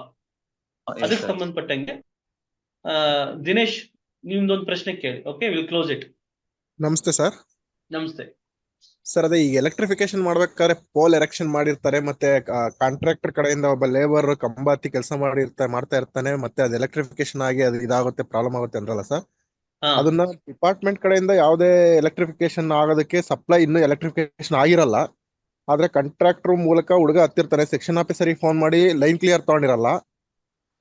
ಆಮೇಲೆ ಸೆಕ್ಷನ್ ಆಫೀಸರ್ ಫೋನ್ ಮಾಡಿ ಪರ್ಮಿಷನ್, ಅದೇ ಪರ್ಮಿಷನ್ ಅಂದ್ರೆ ಇದು ನಾನು ಹಿಂಗೆ ಜಂಪ್ ಹಾಕೊಬೇಕು ಅಂತ ಹೇಳಿ ಇನ್ನು ಕಲೆಕ್ಷನ್ ತಗೊಂಡಿರಲ್ಲ ಸರ್, ಇನ್ನು ಪೋಲ್ ವರ್ಕ್ ಮಾಡ್ತಾ ಇರ್ತಾರೆ. ಅಂತ ಸಂದರ್ಭದಲ್ಲಿ ಇಂಡಕ್ಷನ್ ಏನಾದ್ರು ಆಗಿ ಅವ್ನು ಸತ್ತೋದಾಗ ನಾವು ಯಾರ ಮೇಲೆ ಕೇಸ್ ಮಾಡಿ? ಈಗ ಸೆಕ್ಷನ್ ಆಫೀಸರ್ ಹೊಣೆಗಾರಿಕೆ ಆಗ್ತಾರ ಅಥವಾ ಲೈನ್ ಮ್ಯಾನ್ ಹೊಣೆಗಾರಿಕೆ ಆಗ್ತಾರ, ಅಥವಾ ಆತರ ಕೇಸ್ಗಳು ಮಾಡಕ್ ಬರುತ್ತಾ ಹೆಂಗೆ ಅಂತ? ಡೆಫಿನೆಟ್ ಆಗಿ ಯಾರ ಮೇಲೆ? ಅದೇ ನಾನು ಹೇಳ್ತಾ ಇದ್ದೀನಲ್ಲ, ಅಬ್ಸಲ್ಯೂಟ್ ಲಯಬಿಲಿಟಿ. ಸರ್ ಹೌದು. ಹೈಯರ್ ಅಥಾರಿಟಿ, ಹೈರಾರ್ಕಿಯಲ್ಲಿ ಹೈಯರ್ ಅಥಾರಿಟಿ. ಅದೇ ಅವ್ರ ಗಮನಕ್ಕೆ ಬಂದಿರಲ್ವಲ್ಲ ಸರ್ ಇವ್ರು ಮಾಡೋದು? ಗಮನಕ್ಕೆ ಬಂದೇ ಇರುತ್ತೆ. ಅದು ನೀವು ಏನ್ ಮಾಡ್ತಾ ಇದ್ದೀರಾ ಅಂತ ಗೊತ್ತಿರೋದಿಲ್ವಾ? ಅಲ್ಲ, ಈ ಎಲೆಕ್ಟ್ರಿಫಿಕೇಶನ್ ನಾವು ಇನ್ನು ಪರ್ಮಿಷನ್ ಡಿಪಾರ್ಟ್ಮೆಂಟ್ ಕಡೆಯಿಂದ ಕೊಟ್ಟಿರಲ್ಲ. ಈ ಪಕ್ಕದಲ್ಲೆಲ್ಲ ಒಂದ್ ಕಡೆ ಪೋಲ್ ಹಾಕ್ತಾ ಇರ್ತಾರೆ, ಬಟ್ ಅಲ್ಲಿ ಇಂಡಕ್ಷನ್ ಹೆಂಗಾಗುತ್ತೆ ಅಂತ ಪಕ್ಕದಲ್ಲಿ ಇಲ್ಲ. ಅದು ಅಪ್ರೋಪ್ರಿಯೇಟ್ ಫ್ಯಾಕ್ಟ್ಸ್ ಅಲ್ಲ, ಅದು ಗಮನಕ್ಕೆ ಬಂದಿರುತ್ತೆ ಅಂತ ನಾನು ಭಾವಿಸ್ತೇನೆ. ಬಂದಿಲ್ಲ ಅಂತ, ಅಕಸ್ಮಾತ್ ಬಂದಿಲ್ಲ ಅಂತಂದಾಗ ಅದನ್ನ ತಿಳ್ಕೊಬೇಕಾಗಿರುತ್ತೆ ಅನ್ನೋ ಡ್ಯೂಟಿ ಅಲ್ಲಿ ನಿಮ್ಗೆ ಏನು ಲೈನ್ ಆಫ್ ಡ್ಯೂಟಿ ನೀವು ಅಲ್ಲಿ ಪ್ರೂವ್ ಹೌದು. ಮಾಡ್ಬೇಕಾಗತ್ತೆ ಲೈನ್ ಆಫ್ ಡ್ಯೂಟಿ ಅಂತ ಹೇಳಿ. ನನ್ನ ಡ್ಯೂಟಿ ಎಷ್ಟು, ಹೌದೌದು my line of duty, my parameter of duty, okay okay sir. My power of duty ಎಷ್ಟು ಮಟ್ಟದ, ಲಿಮಿಟೇಷನ್, ಎಕ್ಸ್ಟೆಂಟ್ ಆಫ್ ಡ್ಯೂಟಿ, ಅದನ್ನ Correct. ಎಕ್ಸ್ಪ್ಲೈನ್ ಮಾಡಿ ಅದನ್ನ ಕೇಸ್ ಪ್ರೂವ್ ಮಾಡ್ಬೇಕಾಗತ್ತೆ. ಸಿ ಹಿಯರ್ ದೇರ್ ಆರ್ ನಮ್ಗ್ ಗೊತ್ತಾಗ್ಬೇಕಾಗಿರೋದು ಇಷ್ಟೇನೆ. ಕ್ರಿಮಿನಲ್ ಕಾನೂನಲ್ಲಿ ಅಥವಾ ಕಾನೂನು ಒಂದು ಸೆಟಲ್ಡ್ ಕೆಲವೊಂದು ತತ್ವಗಳು ಇರ್ತದೆ. ಆ ತತ್ವಗಳ ಆಧಾರದ ಮೇಲೆ ನಾವು ಅದರಲ್ಲಿ ಬಿಡುಗಡೆನ ಹೊಂದ್ಕೊಳ್ಳುವಂತ ಒಂದು ವ್ಯವಸ್ಥೆಯನ್ನ ಮಾಡ್ಕೊಬಹುದು. ಅಥವಾ ಈ ತರನ ಮಾಡಿದ್ರೆ ಈ ತರದ ಒಂದು ಅಪಾಯಕ್ಕೆ ಸಿಗಾಕೊಂಡ್ಬಿಡ್ತೀವಿ, ಕಾನೂನು ಹಿಂಗ್ ಹೇಳುತ್ತೆ ಅಂತ. ನೋಡಿ, ಈಗ ಯಾವ್ದೋ ಒಂದು ವ್ಯಕ್ತಿ ಆ ಒಂದು ಸೋಡಿಯಂ ಮೆಟಲ್ ತಗೊಂಡು ನೀರ್ಗೆ ಹಾಕ್ದ, ಅದು ಕಾನೂನು ಅವನಿಗೆ ಅದು ತಪ್ಪು ಅಂತ ಗೊತ್ತಿದ್ರೆ ಆ ಕೆಲಸ ಮಾಡ್ತಿರ್ಲಿಲ್ವೇನೋ. ಹೌದು ಈಗ ನನ್ಗೆ ಅದು ಗೊತ್ತಿರ್ಲಿಲ್ಲ, ಅದು ಕಾನೂನಿನಲ್ಲಿ ಬಾಹಿರ ಅನ್ನೋದು ನನ್ಗೆ ಗೊತ್ತಿಲ್ಲ, ನನ್ ಬಿಟ್ಬಿಡಿ ಅಂತಂದ್ರೆ ಬಿಟ್ಬಿಡುತ್ತ ಕಾನೂನು? Law is, the thing that, innocence of law is of no excuse ಅಂತ. ನನ್ ಕಾನೂನು ಗೊತ್ತಿಲ್ಲ, ನನ್ ಬಿಟ್ಬಿಡಿ, ಒಬ್ಬ ವ್ಯಕ್ತಿಗೆ ಹೊಡೆಯೋದು ತಪ್ಪು ಅಂತ ನಾನು ಗೊತ್ತಿರ್ಲಿಲ್ಲ ಅಂತಂದ್ರೆ law will not excuse. ಹೌದು ಸರ್. ನೋಡಿ, ಆ ನಿಟ್ಟಿನಲ್ಲಿ ಈ ಒಂದು ಸಂಸ್ಥೆ ಅಂತ ನಿರ್ಮಾಣ ಮಾಡಿ ಜನಸಾಮಾನ್ಯರಿಗೆ ಎಲ್ಲರಿಗೂ ನಾವು ಕಾನೂನು ಅರಿವು ಮೂಡಿಸ್ತಾ ಇದೀವಿ ಅಂದ್ರೆ ಈ ನಿಟ್ಟಿನಲ್ಲಿ ಅವ್ರಿಗೆ ಒಂದು ರಕ್ಷಣೆಯನ್ನ ಕೊಡ್ಬೇಕು, ಒಂದು ತಿಳುವಳಿಕೆಯನ್ನ ಕೊಡ್ಬೇಕು ಅಂತೇಳಿ. ನನ್ ಕಾನೂನು ತಿಳುವಳಿಕೆನೇ ಇಲ್ಲ, ನಂಗೆ ಗೊತ್ತಿರ್ಲಿಲ್ಲ, ಬಿಟ್ಬಿಡಿ ಸರ್ ಅಂತಂದ್ರೆ ಬಿಟ್ಬಿಡಲ್ಲ. Law will takes its own action. ನಿಮ್ಗೆ ಗೊತ್ತಿರ್ಬೇಕ್ರಿ ಇವೆಲ್ಲ ಅಂತ. ಕಾಮನ್ ಸೆನ್ಸ್ ಅಲ್ವೇನ್ರಿ ಅದೆಲ್ಲ ಅಂತ. Law is nothing but a codified common sense. ಎಡಗಡೆನೆ ಹೋದ್ರೆ ನಮ್ಗೆ ಅಪೋಸಿಟ್ ಏನು ಆ ಕಡೆಯಿಂದ ಅವ್ನು ಬರ್ತಾ ಇರ್ತಾನೆ, ನನ್ನ ಎಡಗಡೆ ಹೋಗ್ತಾ ಇದ್ರೆ ಅವ್ನ ಆ ಕಡೆಯಿಂದ ಬರ್ತಾ ಇರ್ಬೇಕು, ಅವ್ನ್ಗೆ ಲೆಫ್ಟ್ ಆಗಿರುತ್ತೆ. ಸೊ ಅದು ನನ್ಗೆ ರೈಟ್ ಆಗಿರುತ್ತೆ. ನಾನು ಲೆಫ್ಟ್ ಅಲ್ಲಿ ಹೋದ್ರೆ ನಾನು ಸೇಫ್ ಆಗಿರ್ತೇನೆ. ಬಟ್ ಅದು ಕಾಮನ್ ಸೆನ್ಸ್. ಯಾರಿಗೂ ತೊಂದರೆ ಮಾಡಬಾರ್ದು, ಕಾಮನ್ ಸೆನ್ಸ್. ನೋಡಿ, ಯಾರ್ದೋ ಹೆಂಡತಿ ಮದ್ವೆ ಮಾಡ್ಕೊಂಡಿರ್ತಾಳೆ, ಆಯ್ತು, ಅವಾಗ ಯಾವಾಗ ಪ್ರೀತಿ ಮಾಡ್ತಾ ಇದ್ದ ನಿಜ. ಈಗ ಅವನು ಹೆಂಡತಿನ ಹೋಗ್ಬಿಟ್ಟು ಆಕೆಯನ್ನ ಮತ್ತೆ ತನ್ನ ಕಡೆ ಎಳ್ಕೊಂಡು ಸಂಸಾರ ಹಾಳು ಮಾಡುವಂತ ರೈಟ್ಸ್ ಇವನ್ಗೇನಿದೆ ಅಲ್ಲ? ಅದು that is where there is a debate actually. Adulterous relationship is not a crime. ಯಾಕೆಂತಂದ್ರೆ there is lot of debate. Gender equality ನಿಟ್ಟಿನಲ್ಲಿ ಅದ್ರ ಬಗ್ಗೆ ಡಿಬೇಟ್ ಆಗಿದೆ. So in morally, there is a moral wrong, there is a legal wrong. ಆಯ್ತಾ? Morally it is wrong, but criminal in the perspective of law it is not a crime ಅಂತ ಹೇಳಿ. Adulterous relationship ಅನೈತಿಕ ಸಂಬಂಧ ಅಪರಾಧ ಅಲ್ಲ ಅಂತ ಹೇಳಿ, but it is a very good ground for divorce ಅಂತ ಹೇಳಿ. ಸೊ ಈ ನಿಟ್ಟಿನಲ್ಲಿ ಈ ತರ ಎಲ್ಲ ಕಾನೂನುಗಳನ್ನ ತಿಳ್ಕೊಂಡಾಗ ಅಪರಾಧ ಆಗುವಂಥದ್ದು ಕಡಿಮೆ ಇರ್ತದೆ, ಎಚ್ಚರಿಕೆ ಇರ್ತದೆ. ಇಲ್ಲ, ನಾನು ಯಾರಿಗೂ ವಾರ್ನಿಂಗ್ ಮಾಡಕ್ ಕರ್ಕೊಂಡ್ ಬಂದಿದ್ದೆ, ಅವನ್ನ ವಾರ್ನಿಂಗ್ ಮಾಡೋ ಸಂದರ್ಭದಲ್ಲಿ ಹೊಡೆದೆ, ಅವ್ನ ಕಪಾಳಕ್ಕೆ ಹೊಡೆದೆ, ಆ ಏಟ್ ತಡಿಲ್ಲ ಅಂತ ಸತ್ತೋಗ್ಬಿಟ್ಟ. ಈ ಮುಂಚೆ ಅವನು ಸತ್ತೋಗ್ಬಿಡ್ತಾನೆ ಅನ್ನೋದು ವಿಚಾರ ಗೊತ್ತಿದ್ರೆ ಆ ಕೆಲಸ ಆಗ್ತಿತ್ತ? ಈ ತರ ಎಲ್ಲ ಮಾಡಿದ್ರೆ ತಪ್ಪಾಗುತ್ತೆ ಅಂತ ಗೊತ್ತಿದ್ರೆ ಅದು ಮಾಡ್ತಿದ್ರ?